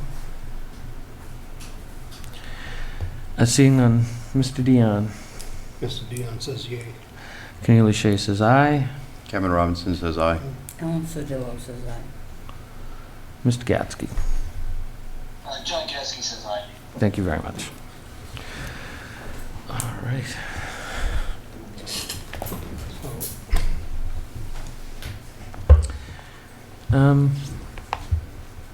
At this point, the board will accept the motion in regards to lot number 1, Ricketts Pond Spring Street development. As to what? Approving it? Sure, I would accept the motion to approve it. What about the water issue? You approve it and then there is an issue, then what? Well, we would have to accept a motion to open it for discussion, and therein lies the... I mean, I have no problem with the project other than the water issue right now. Well, we need a motion to open it for discussion. I'll make a motion to open for discussion. Mr. Dion makes a motion to open it for discussion. I'm concerned with the water. That was a Yeah. second for Mr. Gasky. I'm sorry, Mr. Gatsky seconded it. That was a second. All right, so now we open it for discussion. Thank you very much. Yes. Please continue, Kevin. No, I don't know how we solve that, where we are at this point, where we need to go forward and we need to approve this, but we have a problem before us with the water, and we need to know how to take care of that so it doesn't continue to become a cost to these people that are trying to move forward. That's my concern myself, you know, I mean, I agree with the project, it just, there is a water issue, and, you know, not only is it gonna hurt the people that wanna build, but the homeowners, you know? So it hurts everybody in that area. You know, hate to see town water going in there. You know, that's why I was asking about a test pit, if we knew what it was before versus now, if it's the same, and we know it's not the issue, you know? Not saying that I'm an expert at it, but just common sense, you know? But if it did drop 20 feet or something, then we could say there is an issue, you know? That's all I could say. All right. I have a lot of concerns in regards to the water too, but again, with the minimal amount that's being drawn at this time, I understand, Mr. Chair, but there is gonna be 1, 2, 3, 4, 5, 6, 7, 8 pieces in there when it's all over. We did make, the point was made that opposed to houses going in here, the very limited use of water is gonna take place. I mean, these are just offices, and these are just gonna be toilets. I did hear the No, I point- understand I that, did hear the Kevin. point that there's not gonna be laundry done, there's not gonna be food preparation for dinner, there's not gonna be showers taken, there's basically gonna be a toilet and a sink. But I still, really, I wish we had information that, like John said, that we can go, like Rich said, that we can go back to and we can compare so we can look at it. And I look to you, Andy, and wondering what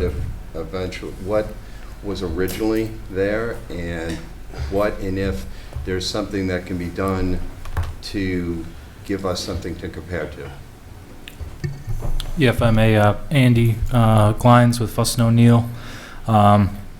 If I remember correctly, back to, I believe it was 2018, test pits weren't done at the beginning of construction due to the existing topography at that location. The way I believe the condition was written back then was that the applicant would have to do test pits and verify separation of seasonal high groundwater and get their septic approvals once they reach subgrade.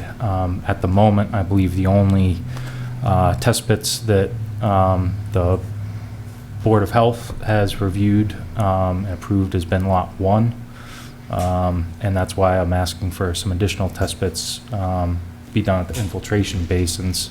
But at the moment, I don't believe there's any original data or monitoring wells that were installed on this property back in 2018 as like an existing conditions groundwater elevation.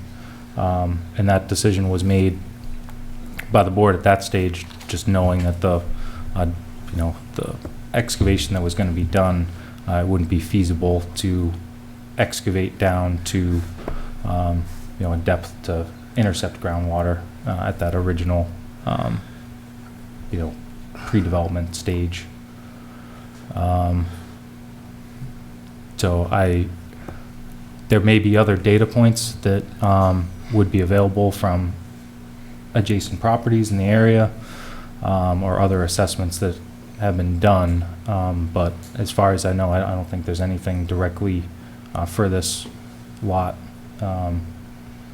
that we have to look back on.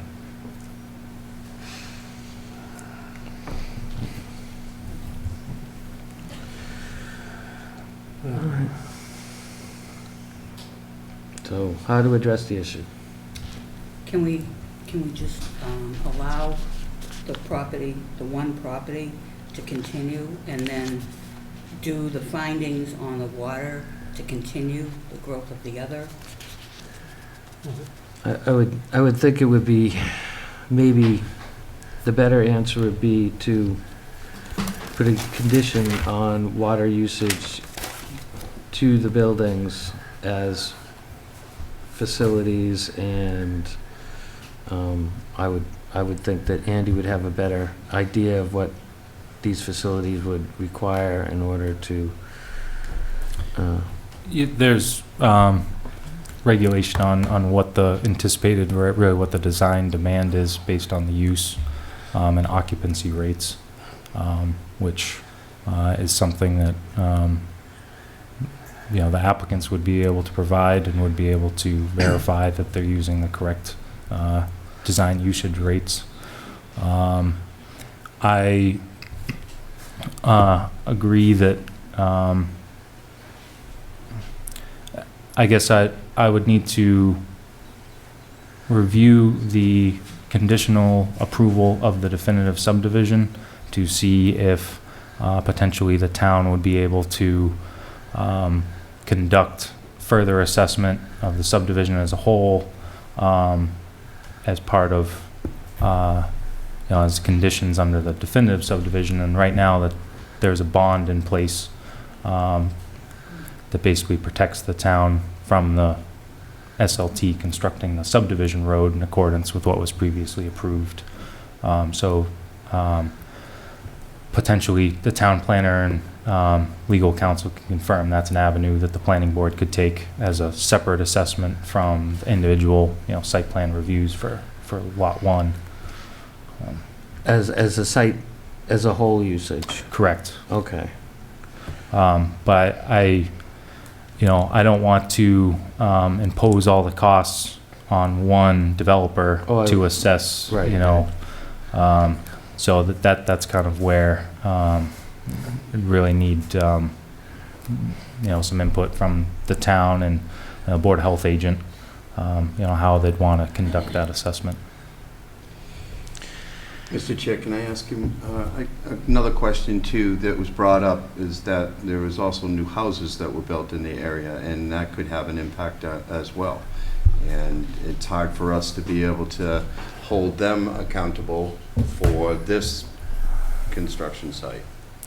Right, there's, there's definitely a lot of anecdotal data points that, a lot of abutters would be able to provide, potentially some concrete data on assessments that have been done on private wells.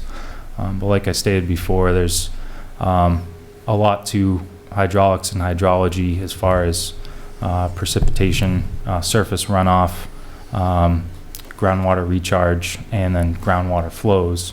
As one of the Save the Bay mentioned, their groundwater flows are different than surface flows from depending on what the underlying subsurface conditions are, and development for the whole subwatershed for the pond is impacting what the elevation of the pond is and the groundwater within the area. And as we all know, a lot can change, in 40 years. But it's really, I guess, what would, if the board opened a separate hearing, an assessment for this, really the first priority would be determining what the goals of that assessment would be. And at the moment, I don't have a clear recommendation of the town on what that assessment would consist of and where we would draw the line on whether or not the town is comfortable with the assessment that was complete. Now, Mr. Bott, this is a special permit, correct? Correct. As a special permit, we are allowed to condition things. Could we condition, or in other words, prohibit manufacturing on this site because it's a special permit? I think absolutely. The applicant has asked for warehouse office. That's the nature of their ask. So I think it's pretty easy to say no manufacturing because that's not what they asked for. All right, so we can limit it to what's proposed. Correct. Excellent. Because I know warehouses and offices usually considerably less in general. All right. Two of the buildings are going to exceed the 7,500 square feet and will require sprinkler systems, correct?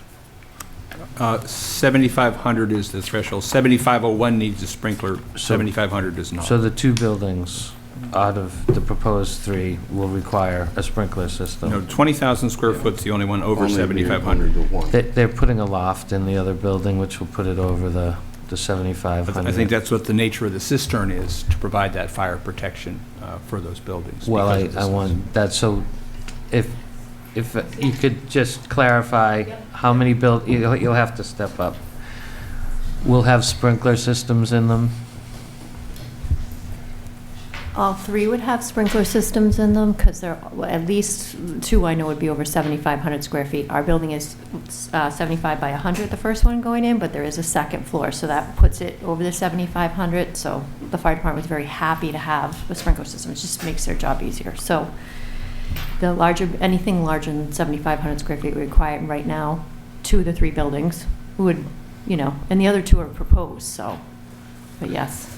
And the 7,500 is the in total amount of floor space in the building? No, so the first building is about 10,000 square feet. So it's 7,500 on the first floor and another like 2,500 on the second floor.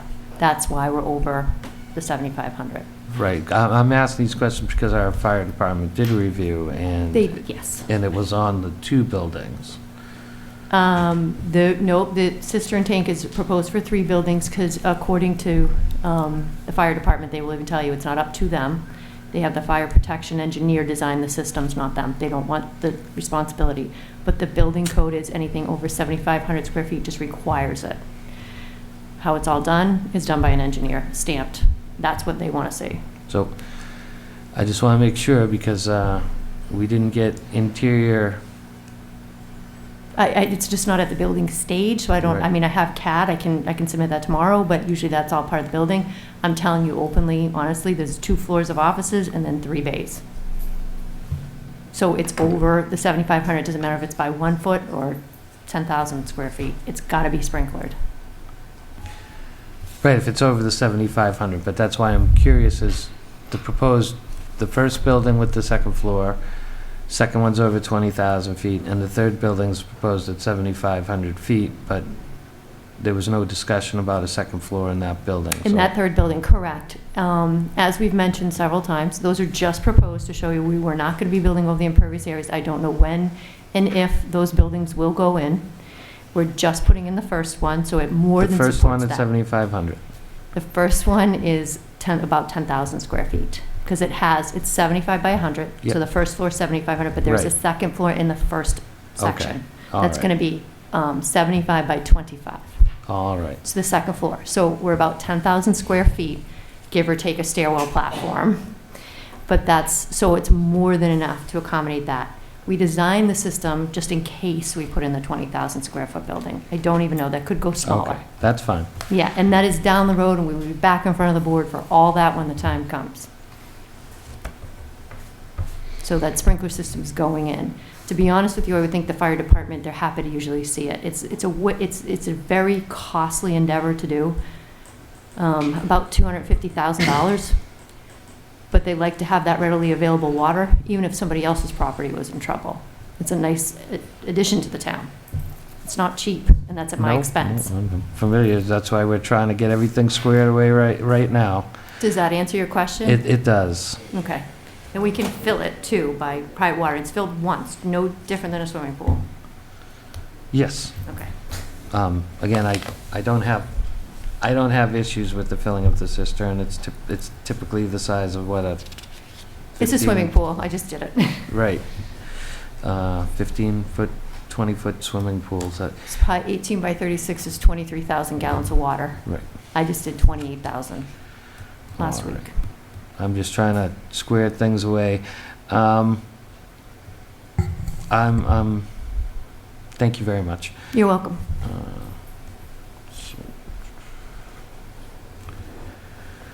So- Order is this public comment, I'm sorry, stepped down the road. Is this public comment or a public hearing? No, we closed the public hearing. We had questions for the engineers and the developers, and during our discussion, I believe that's allowable. Okay. All right. So some of the concerns are appropriate landscaping for the Spring Street side, which I'm going to require or ask for the condition that be presented to Mr. Glines for approval prior for both the Spring Street side and the parking lot side, as well as the front of the building, which I believe we've asked for before. I just, as conditional on Mr. Glines' approval. The trash should be bermed. It will be fenced in, and a vermin control plan should be filed with the Board of Health.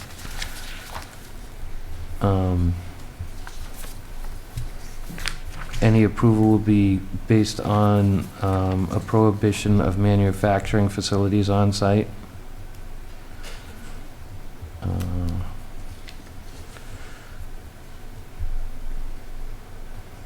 And Would you like me to go through the conditions that Andy recommended in his report? yeah, and one more. Further review will be required by the both the health and fire department at the permitting stages of the buildings. Because are they going to be doing it today, tomorrow, next week? Well, we didn't get an answer, and I know Mr. Glines has certain concerns in regards to the phasings of the project that we need to discuss. Now would be the time, though, if you have concerns.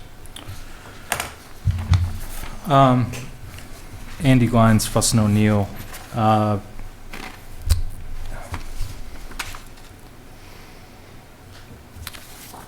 I guess actually on a separate application for Lot 2, they actually submitted a phasing plan.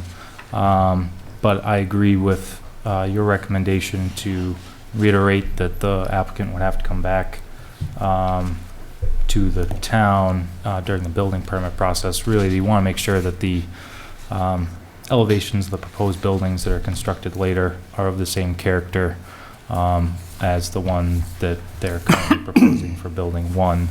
And then the Board of Health agent will most likely want to do a confirmatory, review of the septic system and the, discharge to that. Yes, and at the permitting stage, I expect that design drawings will be, architectural renderings will be, and as we've given no variances, I expect those are going to you as a third party for review to ensure that they meet our current standards. Fuss & O'Neill offers their services to the building official during that process, and certainly welcome the town planner help facilitate that coordination.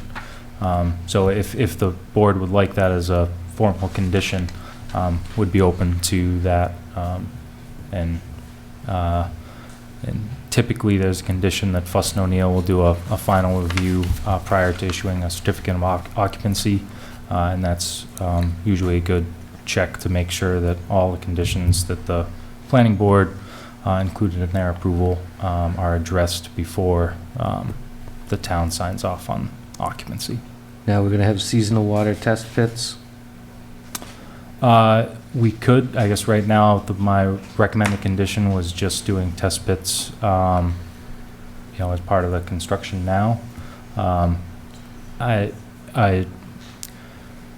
A monitoring well would be more appropriate for Okay. long-term Yes, testing. all right, that's fine. So, and, I think that'd be a reasonable thing that the applicant could install and maintain adjacent to the infiltration basins that wouldn't prohibit any construction or their construction progress.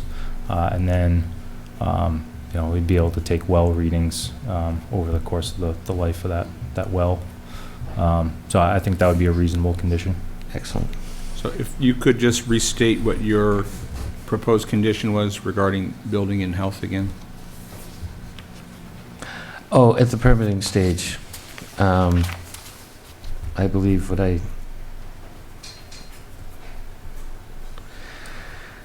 said was, at the permitting stage, Review by building and Board of Health? well, the building department, the Board of Health, right, because at the permitting stage, because we don't have the particular renderings of the proposed buildings here. And, yeah, Board of Health. So And the at the fire permitting department. stage, a review by the building commissioner and the health agent, And the fire department. right?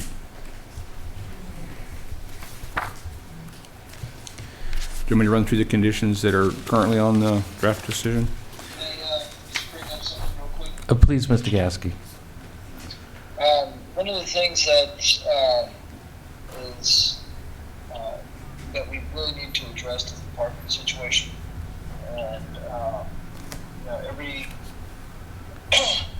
the parking regulations are for stuff like this, for parking to be along the side or the rear of buildings, and throughout for this project, all the parking is in the front. We've got 2 other projects that are coming before us in this area, both of them with all the parking up front. And then we're also looking at projects throughout the town that they're all trying to put their parking up front. So I think this is a situation that's about to get out of hand, and if we don't address it, we either need to change that bylaw or change the projects. All right, so I think the question from Mr. Gasky, and please correct me if I'm wrong, is you have concerns over the lot setbacks being reduced from the required 16 feet to the proposed 7 feet, and it seems to be a pattern evolving in this particular site. Is that am I understanding it correctly?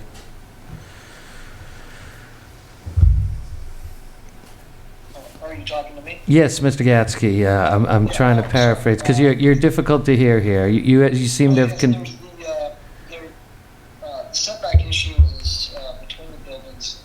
In my opinion, it's a little bit less of a concern. It's Hold the phone up to them.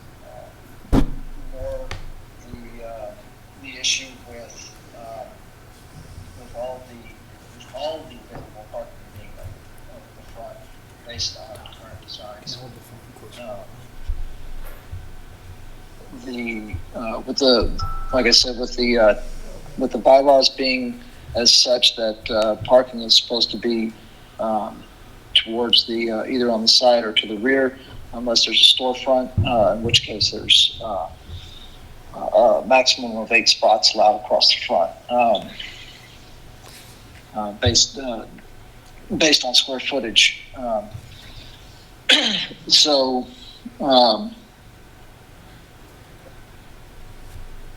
That's what I think it comes down to a lot of the design of the lots, as well as the design of the projects that are coming in and before us, that are essentially forcing all the parking to be in an area where the town doesn't want it to be.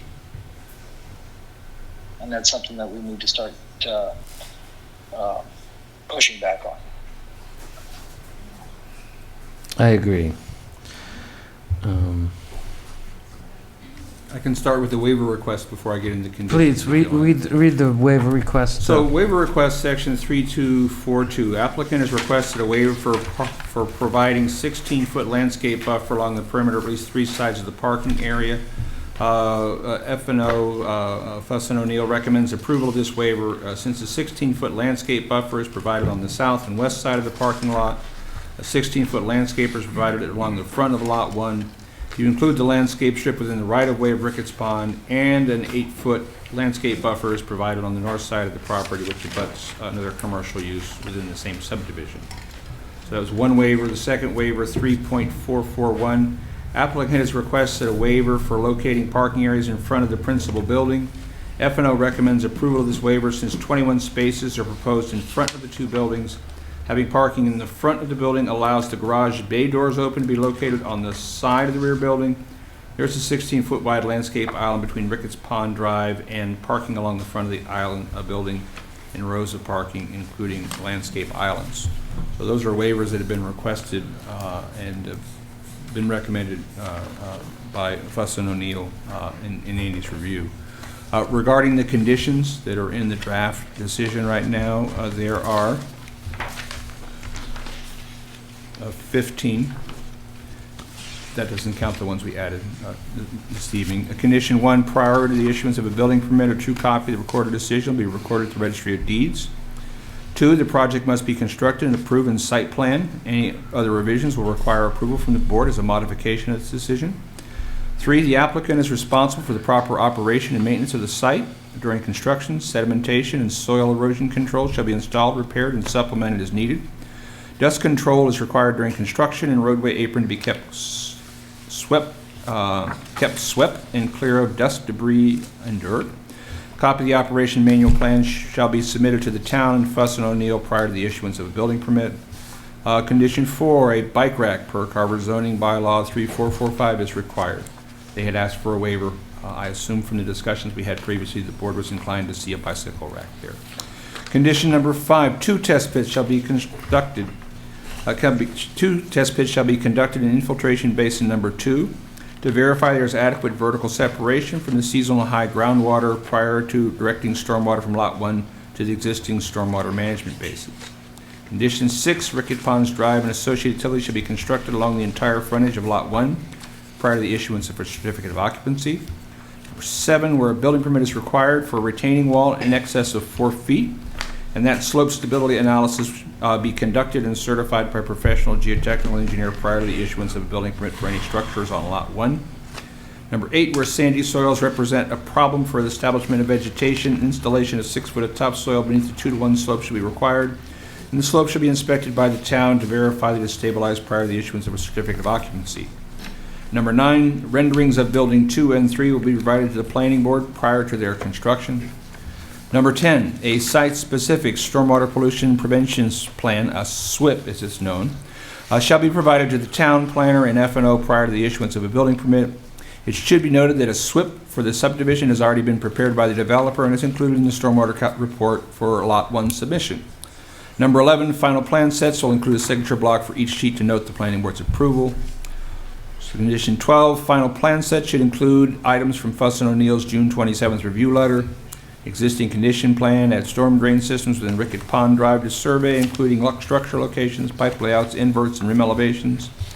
Point 2, grading and utility plan on sheet 3, hatch or otherwise designate the contents of the riprap swale.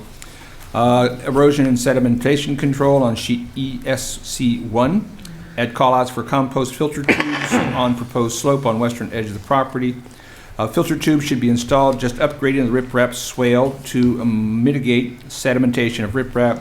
And 2, intermediate rows along the slope to mitigate the creation of rill erosion following 165 contour and 155 contour. And then B, a callout for erosion control blanketing on a 2-to-1 slope to help vegetative cover. And then a landscape plan. On sheet 1A, hatch or otherwise designate the extent of the riprap swale. Hatch and otherwise designate the extent of the perennial wildflower mix. Condition 13, only household quantities of hazardous materials are permitted.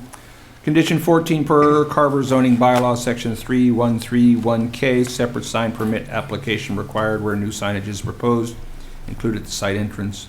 And 15, prior to the issuance of a certificate of use and occupancy, an outstanding balance of review and inspection deposits shall be paid. B, an as-built plan shall be submitted to the town's engineering and planning department in both electronic and hard copy form prior to the final inspection. And C, in accordance with section 3180 compliance of the Carver zoning bylaw, the town's engineer shall inspect the project to ensure it has been completed in compliance with the approved site plan and conditions. Plus those other conditions that you had noted as well. All right.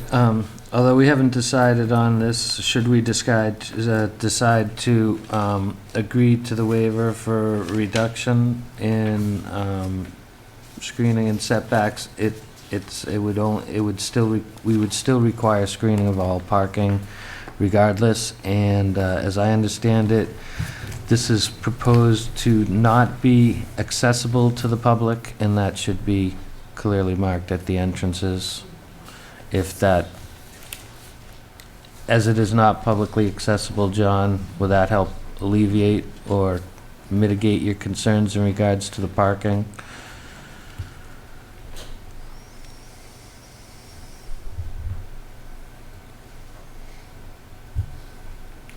We can't hear you, John. Sorry. You. Yeah, currently looking at the the layout of everything right now, it's really there's this particular site. Other two buildings have parking on the side, clearly delineated, and there's the Tom, can you first hold building is the one that has no parking, has all the parking up on the front. It's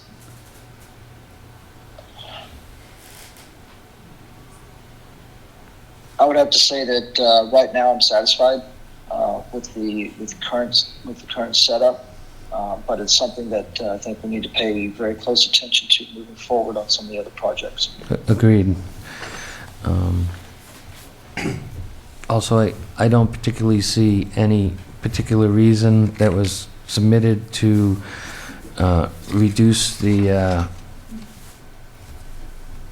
property setbacks from 16 feet down to, I think the proposal is 7, and I personally, and I'll leave it up to the board to decide, although, and I think we're being very generous to bring it up to 10 feet.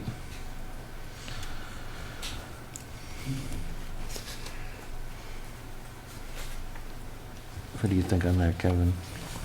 You're talking about the Burmel front? No, I'm talking about the separation between lots It should be, I believe, 16. 16 feet, yeah. And I would like to see something a little more than 7 feet. I don't, with the amount of land available, I don't see that creates any particular hardship for the proponent, No, I would agree. I agree. if that's okay, Mr. Bott.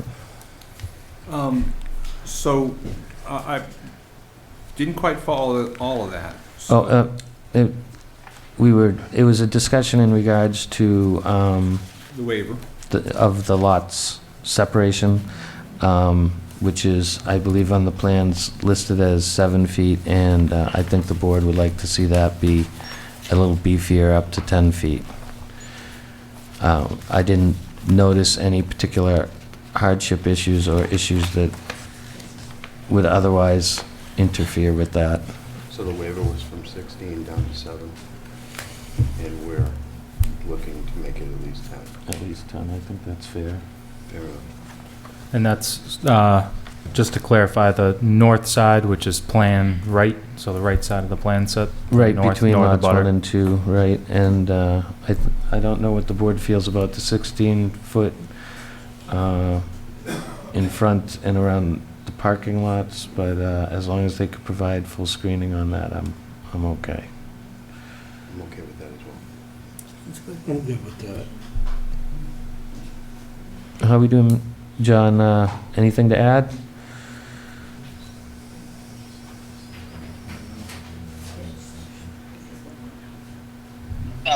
No, not at this moment. Well, the chair will accept a motion to approve the special permit for Ricketts Pond Lot 1 as with conditions. I'll make said motion. Motion made by Ms. Sordillo, I'll second that. seconded by Mr. Robinson. Any further discussion? My only thing is, what do we do about the water issue? That we're gonna have the monitoring wells. Yeah, we're gonna have to. Monitoring we're gonna have to end that. Monitoring well. Yeah. And Now, I have a question.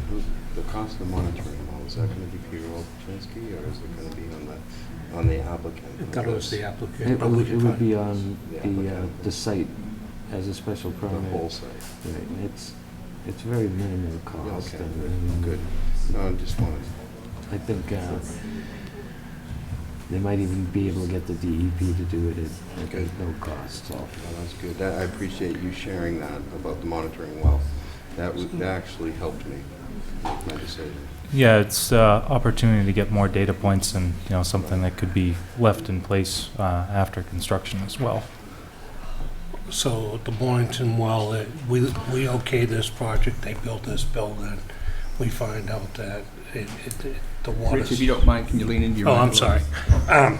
We okay this project, and we have a Morrington well, and they find out that it's not adding enough water back in, then we wouldn't be able to approve the rest of the... Well, We could would have- figure something out from there. would have more data to verify that the groundwater recharge and is functioning as intended at that location. So it's really a twofold assessment. We need to do the test pit to verify seasonal high groundwater, because the monitoring well is a instantaneous reading on Right. what the current groundwater is. But if you do a infiltration test, then there's more evidence of historic groundwater levels in the soil horizons. So that's why you do an open face test pit.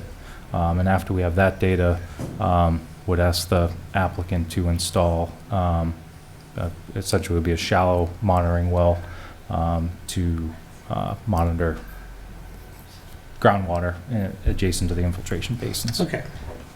I'm satisfied. I'm good. Mr. Dion, Mr. Dion says yes. Cornelia Shea says aye. Kevin Robinson says aye. Alan Sodillo says aye. Mr. Gatsky. John Gasky says aye. Thank you very much, everyone.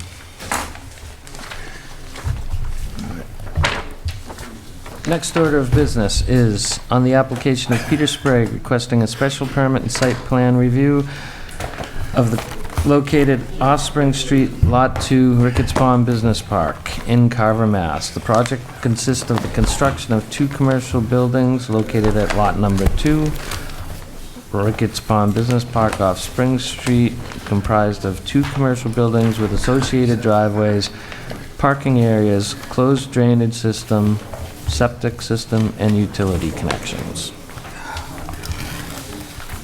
Good evening, Planning Board. Eric Shoemaker, Mackenzie Engineering Group. One moment, Mr. Shoemaker. At this time, we will now open the public hearing. Now, please. Eric Shoemaker, Mackenzie Engineering Group. I was the professional engineer responsible for the design of this lot. Since we last met, I believe the only outstanding issue was the site walk. Mr. Glines responded at the last meeting that the engineering comments were satisfied.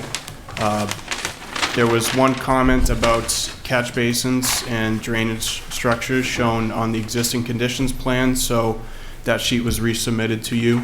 The proposed rims are shown on there. I believe this is the same sheet that was submitted for Lot 1.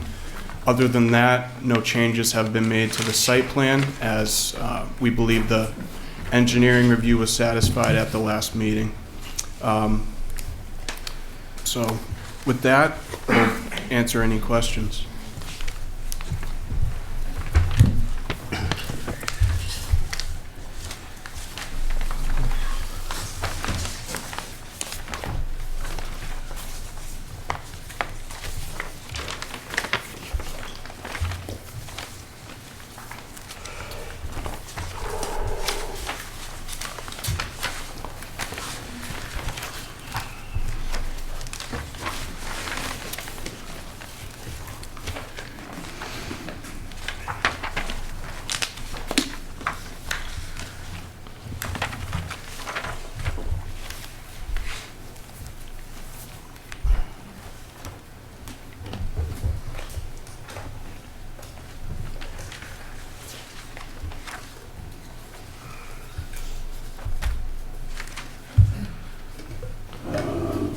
Jeez.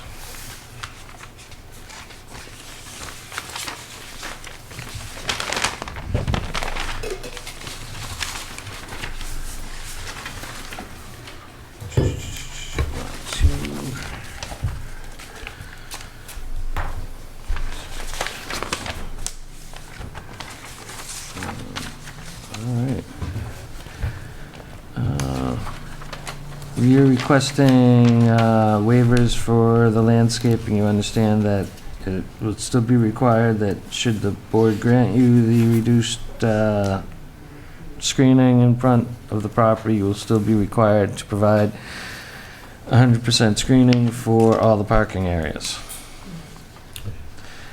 This site is also proposed as non-public access. Similar to Lot 1. Lot 1. It is a special permit. There's no manufacturing planning on taking place here. No manufacturing.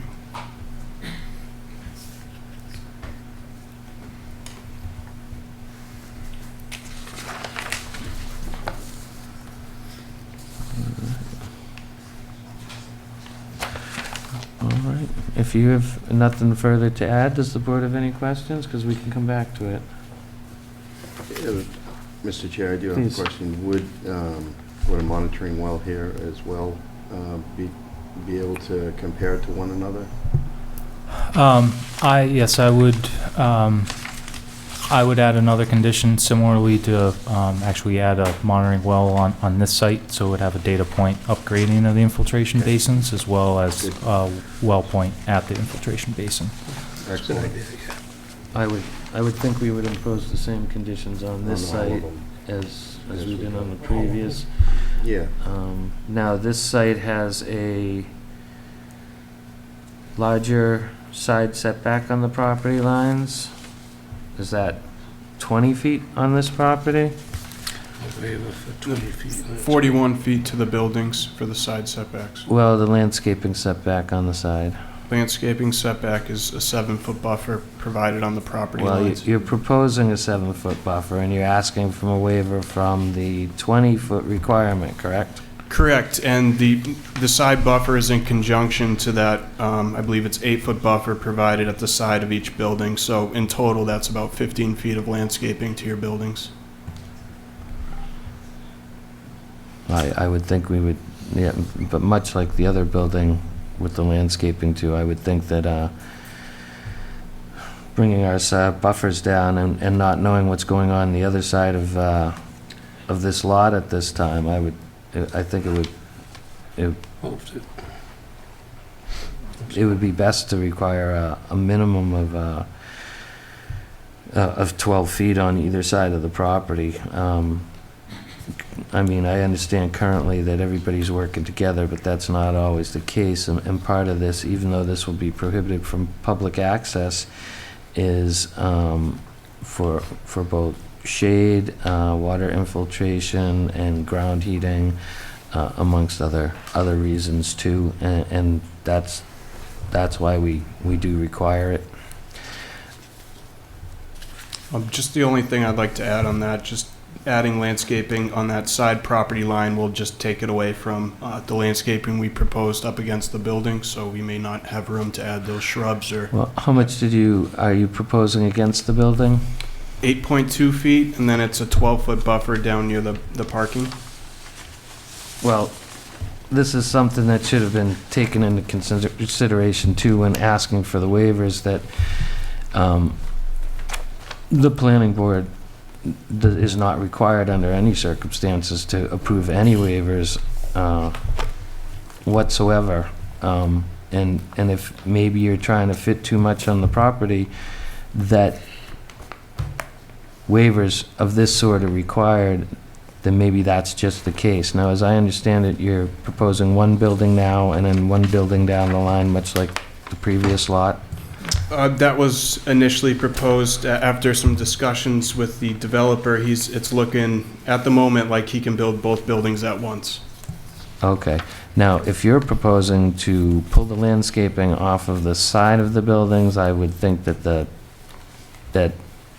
planning board would want 20 feet on both sides of your property. Well, if you required a 15-foot setback from the property line, we would still need that Well, 24-foot aisle. We require 20 feet currently. 20 feet is your standard. It was 16 for the previous.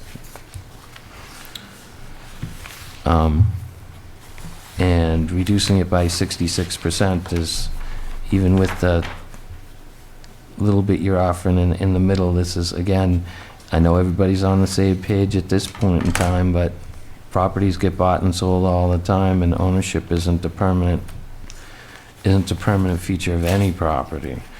We have to look to the future, and we have to look to the reasons why these particular setbacks were put in, and a lot of it has to do with heat distribution, shade, and the ability of people to operate.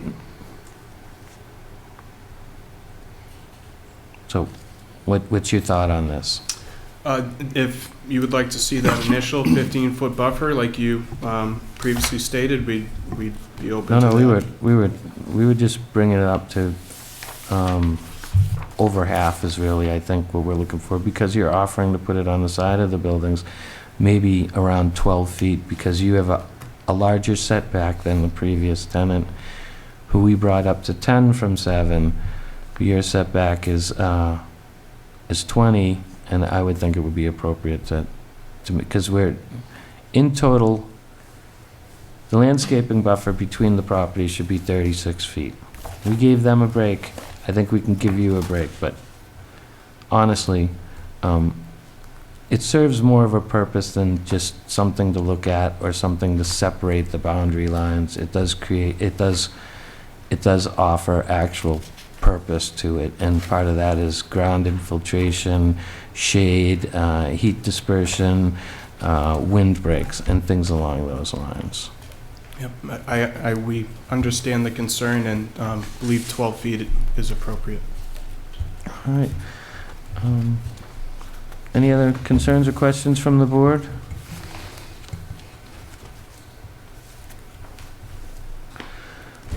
And we are going to, I'm asking the board, same conditions as the prior property, with that one alteration. Knows what, test pit? All the same conditions. Yeah, I would say the same conditions. Absolutely. John? I don't, and honestly, we haven't closed the public hearing yet, so. But, yeah, I'm fine with it. Yeah. All right, gentlemen, if you wouldn't mind, unless you have anything further to add, I'm gonna open the public hearing to public comment. I'm gonna have to ask, if you have nothing further to add at this particular moment. Yeah, thank you.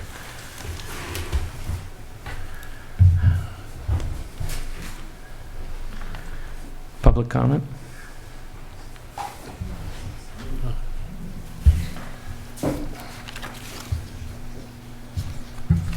Thank you. Meg Ms. Sheehan. Sheehan, representing concerned citizens of Carver and residents and abutters of this property. For the record, I won't repeat myself. Obviously, the same comments as the last lot. Fuss and O'Neill is not a hydrologist. Mr. Bott is not a hydrologist. You have absolutely no information to justify any kind of finding under 3130 that this project is going to have adequate water or that it's not going to negatively impact the abutting properties. You cannot ignore the underlying illegal use. You have made no finding that the earth removal, you have to have a finding in this decision that the underlying earth removal is legal. So again, I would ask that you make a decision that this is being done pursuant to a subdivision plan and therefore it's an exempt and it's not actually earth removal. So be curious to see how SLT has it both ways. They say it's not earth removal and it's pursuant to a subdivision plan, but then they tell the earth removal committee and everyone else they're following the rules because they have an earth removal permit. So that on its face is unreasonable. The project is being segmented. You have 8 lots here. You've got 2 abutting lots that are going to be added into this at some point. You have absolutely no idea what the groundwater impact has been or will be.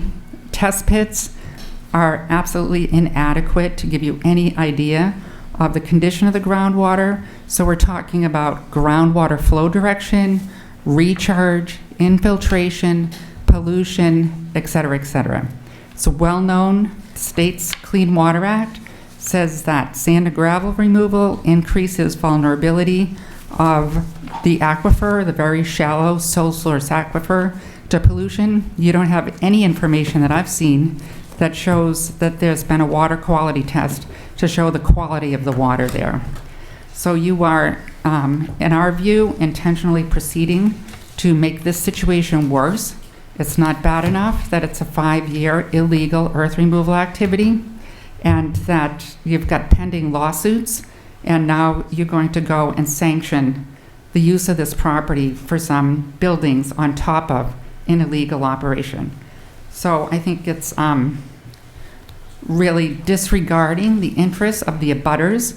We came in here and we told you, you heard testimony saying that these people's wells have been impacted, and you're not even going to take the time to get Board of Health information or hear from them or go and test their wells to see whether the prediction that was made in the expert report that you've had for a month is coming true or not. We've got violations of the Wetlands Protection Act. Your bylaws right here say that the project has to comply with all applicable provisions of the bylaw and town regulations. You have absolutely no proof of that. In fact, you have proof of the opposite, and you haven't even taken that into consideration.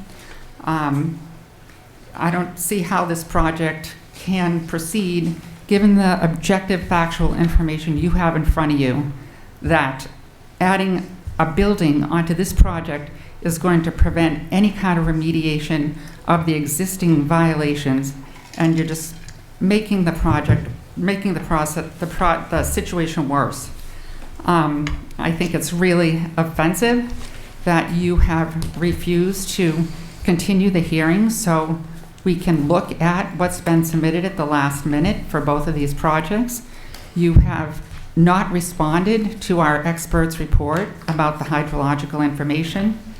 A monitoring well, great, you're going to put it in or require it. But what kind of data are you going to be collecting? When are you going to be collecting it? What's going to be done with it? I've done environmental enforcement my entire life, and I can't tell you how many monitoring wells are required and put in, and then no one ever checks. So your conditions need to say the purpose of the monitoring wells, where they're going to be located, what are you testing for? You're testing for manganese, or you're testing for PFAS? Are you testing for methane or other contaminants that might have been leaking from materials on the site? And a one-shot deal with a surface pit that's going to tell you what the surface water is today is totally inadequate to address the concerns about groundwater flow direction that we have given you expert testimony about. So I think it's really disrespectful of this board to ignore the concerns of the residents who came in here today and told you about problems with their wells and with the pond that they have used and enjoyed their entire lives. Thank you. Thank you. It's public comment, Mr. Obuchinsky.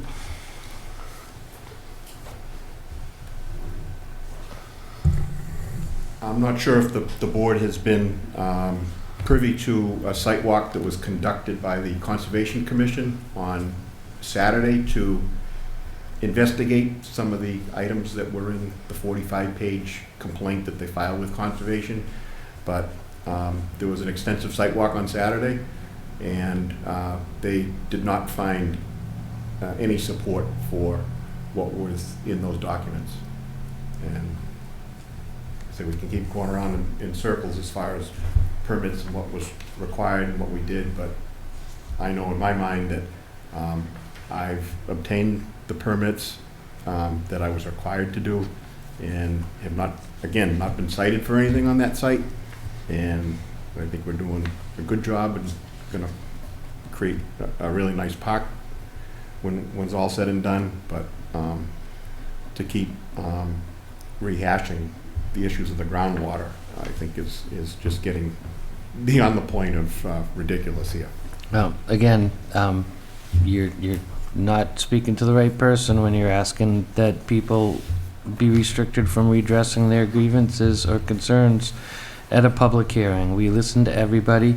This is not the same public hearing as it was last time. This is an entirely different project, and we have to look at it that way. Thank you very much. But I would think you'd be want to get in touch with the Conservation Commission, who did conduct the site walk, and at least get their findings from them. They did an extensive walk along the shoreline of Ricketts Pond. No evidence of any contamination, no runoff from our site towards the pond. As far as I know, we get a clean bill of health. Thank you.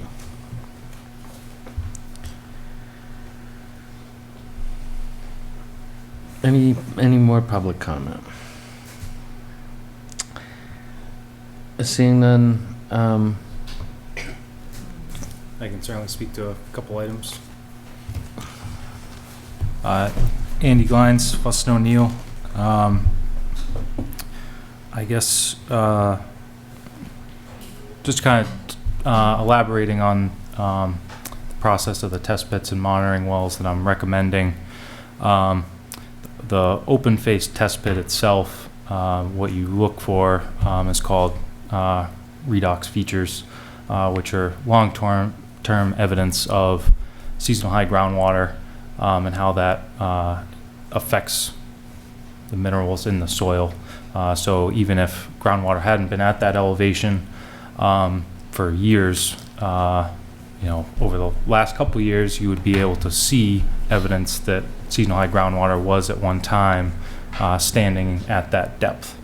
So that's the importance of doing the test pits, to get some historic information from the soil horizon.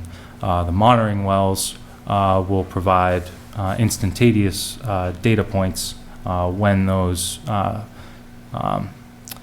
depths are read.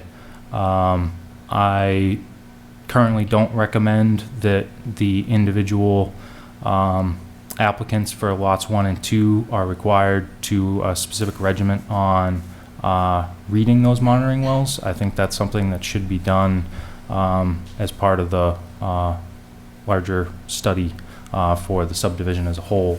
I think that it's reasonable to require the individual developers of the lots to install the monitoring wells and then, maintain them on site. But I think the testing regiment frequency, as well as what would be tested, is something that should be discussed as part of the larger picture. And I'd recommend to the board that it's a condition that's carried through all the lots in the subdivision to continue to install a monitoring well, so that the town would be able to attain data points, throughout the subdivision site. And then, I guess, for what it's worth, the stormwater infiltration basins that the applicant has installed and is currently operational are located adjacent to Spring Street. So I guess based on the review of the stormwater management system that they designed during the definitive plan process, they are mirroring travel paths and discharge points from pre-development conditions, which is essentially down towards the pond and towards Spring Street at those infiltration locations. But surface hydraulics is different than subsurface hydraulics and groundwater. So that's why we want to get some additional information with the monitoring wells, so that we can track what the relative depth to groundwater is based on the existing finish grade on all these lots as they're developed.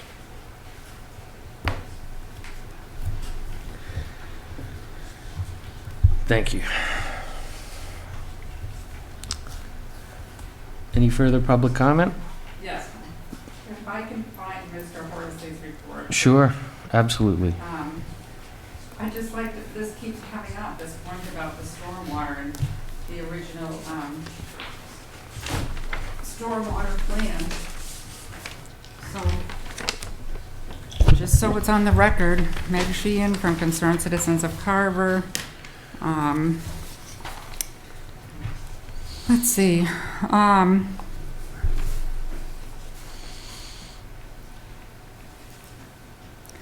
So I'm just going to read from page 6 of Mr. Horsley's February 2022 report. He's a water resources consultant with over 40 years of professional experience in the field of water resources. He talks about how the project threatens adjacent wetlands, and he discusses how the Mackenzie Engineering stormwater runoff calculations are erroneous. He says that the project lies immediately adjacent to and within the jurisdiction of several wetland resource areas. The resource areas include Ricketts Pond, land underwater, and its associated bordering vegetated wetlands.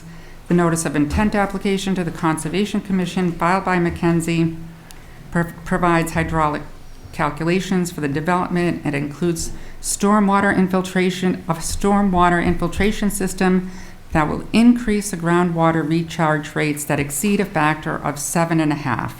On page 6 of the NOI, it indicates that, or that's the notice of intent, that the existing pre-development recharge rate is 19,011 cubic feet. The proposed recharge volume is 143,712 cubic feet. This will result in significant rises in the water table and changes to groundwater flow directions and hydraulic impacts to the wetlands. I won't go on. The report continues for 9 pages, but I think if you're going to sit here and not have reviewed this, as Mr. Glines indicates he hasn't, and not respond to this issue, about groundwater recharge rates and stormwater runoff, that any decision based on water impacts at the site will be based on incomplete information. So I'd urge you to take more time, and again, we request a response to this expert report. Thank you. If you, yeah, I guess I am certainly willing and able, as long as the town agrees, to do a thorough review of that assessment. I'm familiar with the firm that wrote that, and they've been in business for quite a long time, and reputable firm. Just based on the numbers that were just stated, it's important to note that the volume of recharge exceeded the required volume. If I remember correctly, it was 19,000 versus 100 plus thousand, which is basically one of the items that is reviewed when you're reviewing a stormwater management system in accordance with the state stormwater handbook. So the statement that recharging and infiltrating more groundwater would impact groundwater elevations and surrounding wetlands is a true statement, but it doesn't necessarily imply that it's going to be a negative impact. So that's what I'd want to do further assessment on, and I guess I'd, at the moment, Fuss and O'Neill hasn't identified anything that the applicant has submitted for the definitive subdivision or any individual lots that hasn't conformed to the state stormwater handbook or the local stormwater regulations. Thank you, Mr. Glines. Any more public comment? I will accept the motion to close the public hearing. I'll make a motion to close the public hearing. I'll second it. Motion made by Mr. Robinson, seconded by Ms. Sordillo, because I heard you first. All right, the board will now accept the motion in regards to lot number 2, Ricketts Pond Drive, Spring Street Innovation District. Mr. Dion says aye. I know it's late, but I'll need a motion. I'll make said motion. All right, well, you're gonna have to make a motion then. Well, don't we have to do that for the public hearing that was closed first? We just closed the public hearing. Right, but don't we have to all agree? I don't think you voted to close the Yes, public you're right. hearing. So, please, you are correct. I'm the one getting a little sleepy. Mr. Dion says aye. Cornelia Shea says aye. Kevin Robinson says aye. Ellen Sodillo says aye. Mr. Gatsky. John Gasky says aye. All right. Now the board will accept a motion in regards to lot number 2, Ricketts Pond, Spring Street Innovation District. I'll make said motion. To approve, disapprove. To approve the, A motion is made by Ms. Sordillo to approve lot number 2, sorry, Ricketts Pond, Spring Street, with conditions as previously discussed. I'll second that. Seconded by Mr. Dion. All right, we open it up for discussion. I think we, All set. I don't know, I mean, we're using a lot of the conditions for the Same other part, but if conditions, No. if there's other things you wish to add or change, it this Oh, would no, be the time. I just did have one question for Andy. On these test wells, who's going to be in charge of testing these? Is it the town? I would recommend that it would be the town. It doesn't necessarily have to be Fuss and O'Neill. We certainly have that capability, and it's something we do regularly with our environmental department. It's certainly something that could be done by, it could be done through the Conservation Commission and their peer review consultant as well. No, that's my only question. I mean, I know we approved it. Right. But my question was, who's going to monitor this? Right, so we need to set that, and we can condition that, and I would lean towards Conservation Commission, myself, and then we have to talk about frequency, but that's, again, part of the overall larger subdivision issue that we have to deal with. Yeah, I recommend including the frequency of testing and what would actually be sampled, whether it would just be the depth or, there's a number of, other tests that could be done to test the quality of the groundwater. But I don't think it's, I think it's something that should be a larger discussion, and I guess something that should be coordinated with Conservation Commission and the Board of Health agent. Yes. Okay, so further down the line, discussion. Okay. So should that be a yearly? Well, I that'd be would- further down the line. I'm sorry. Right, well, we'll discuss it with the Board of Health and the Conservation Commission, but I would think that height monitoring should be done a few times, maybe seasonally, 4 times a year, and then water quality testing should be done. But that's something we have to discuss with the Board of Health and the Conservation Commission, but probably our Board of Health will have much more definitive answers to that. I think that I think that aside from requesting information that the Conservation Commission already has and any results of their investigations, I think that we should move forward on our own and not really involve the Conservation Commission that much, or as little as possible. As a reminder, Mr. Germain, who is I believe he's the current acting chairman of the Conservation Commission, is employed with SLT and is hauling the sand from the site. So he does have a financial interest in this whole thing. Point noted. Point noted. Any more discussion by the board? Would you like to? No, it's just, You- I don't think it's our place to determine whether somebody else has a conflict. They have the right to decide that themselves. I can add a little bit to this, because we just approved the Lot 3 notice. So this was mentioned during the conservation public hearing for Lot 3. Well, we're not gonna start, okay. I just want to say that Mr. Germain determined Again, that- he doesn't sit on this board, and he's not here to defend himself, so we're not gonna talk about Mr. Jermaine. Thank you. Any further discussion?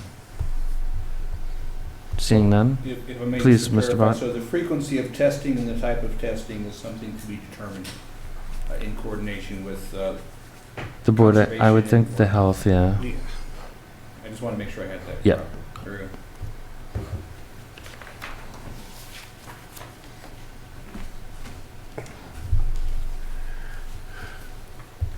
All right, seeing no further discussion.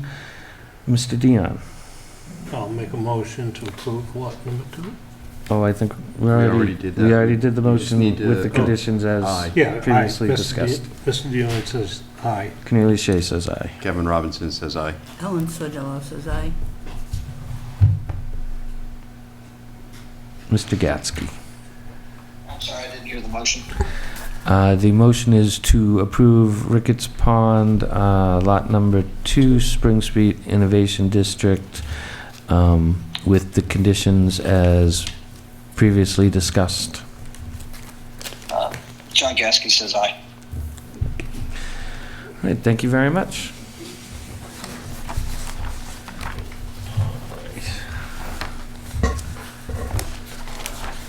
Next order of business is planning board member notes. The chairman, off the top of my head, I don't have any. So, Mr. Bott. I have none. we're welcome to have a discussion amongst the board. I think I'm not gonna know what to do with myself next Tuesday night. I know it's good. I believe we have certain training that we can provide to our new associate member. He's absolutely on his own. Oh, No, give him the shovel and let him No, go. we, after Mr. Williams was appointed, we talked about getting together. Our schedules haven't lined up yet. So. And I think we did another one, was it last April? We also did a training that was a... We did it in April, on my birthday. Ah, yeah. Happy birthday. Oh, wait, I wasn't chairman, so. So that's one that could be reviewed last year. That's on YouTube video for that particular date. And then we have meeting minutes of 5/24/2022. I will take a motion if you're up for it now or looking to continue it. Did you all have a chance to look at them? Yeah, I looked at mine, yeah. Look good. I'm good. I'm good too. I'm good. So I'll take a motion in regards to the meeting minutes of 5/24/2022. I'll make that a motion to accept the minutes. I will second. I'll make that motion to accept it. Minutes of May 24th. Motion to accept the minutes of May 24th made by Mr. Robinson, seconded by Ms. Sordillo. Any discussion? Seeing none. Mr. Dion. Mr. Dion says aye. Cornelius Shea says aye. Kevin Robinson says aye. Ellen Sordillo says aye. John Gasky says aye. Thank you very much. And, all right. And this was the short meeting, I believe. The chair will accept a motion to approve the meeting minutes of June 7th, 2022. I'll make said motion. Second that. Motion made by Mr. Dion, seconded by Ms. Sordillo. Any discussion? Mr. Dion says aye. Cornelius Shea says aye. Kevin Robinson says aye. And Ellen Sordillo says aye. Mr. Gatsky. John Gasky says aye. Thank you very much. The chair will entertain a motion for adjournment. I'll make said motion. Before Yes. we adjourn, Mm-hmm. are we going to do anything as far as setting up for setting a date for future hearing? It wasn't on the agenda, but if Mr. Bott would so make a note that we should put it on the agenda for next meeting. And what specifically am I putting on the agenda for next meeting? Mr. Gatsky, if you could tell us your interest. In the investigation for the Spring Street, how we're going to go about setting up the forensic evaluation of the site and the public hearing for the abutters of the subdivision. Excellent. So I'm going to just have to chat with council about exactly I think investigative is what the mechanism right. is. Because we have hearings, because they're required for a special permit, a site plan, but to sort of have a hearing, without sort of a well-defined trigger, threshold, whatever the case may be. Just chat with council about that, and if it's an actual hearing, then we can't have it for the 12th because it's got to go to the newspaper and it's got to go out to those.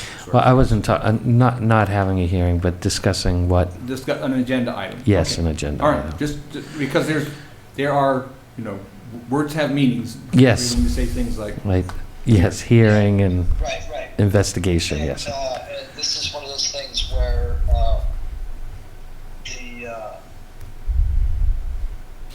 we're looking at public safety with regards to utilities, water, stuff like that. So it's something that we definitely need to get on the agenda and take a look at. And I think not necessarily project-specific, but overall, because I know concerns were made tonight in regards to extensive variances and it becoming the norm rather than, the abnormal. With your permission, I'll talk to you later about, make sure we got the Please. specific Yeah. language for that, but July 12th. Yes, That's I right. think. Okay. Yep. Good with you, John? Yes. All right. Mr. Dion, you made a motion for adjournment, I believe. Yes, I did. Was there a second? Did I second it? I think so. No, nobody seconded it. All right, well, I'll second it now. Made by Mr. Dion, seconded by Ms. Sordillo. Any further discussion? Seeing none? Mr. Dion says aye. Cornelius Shea says aye. Kevin Robinson says aye. Ellen Sodillo says aye. John Gasky says aye. Thank you very much, and have a good evening. Thank you to Area 58. Good night.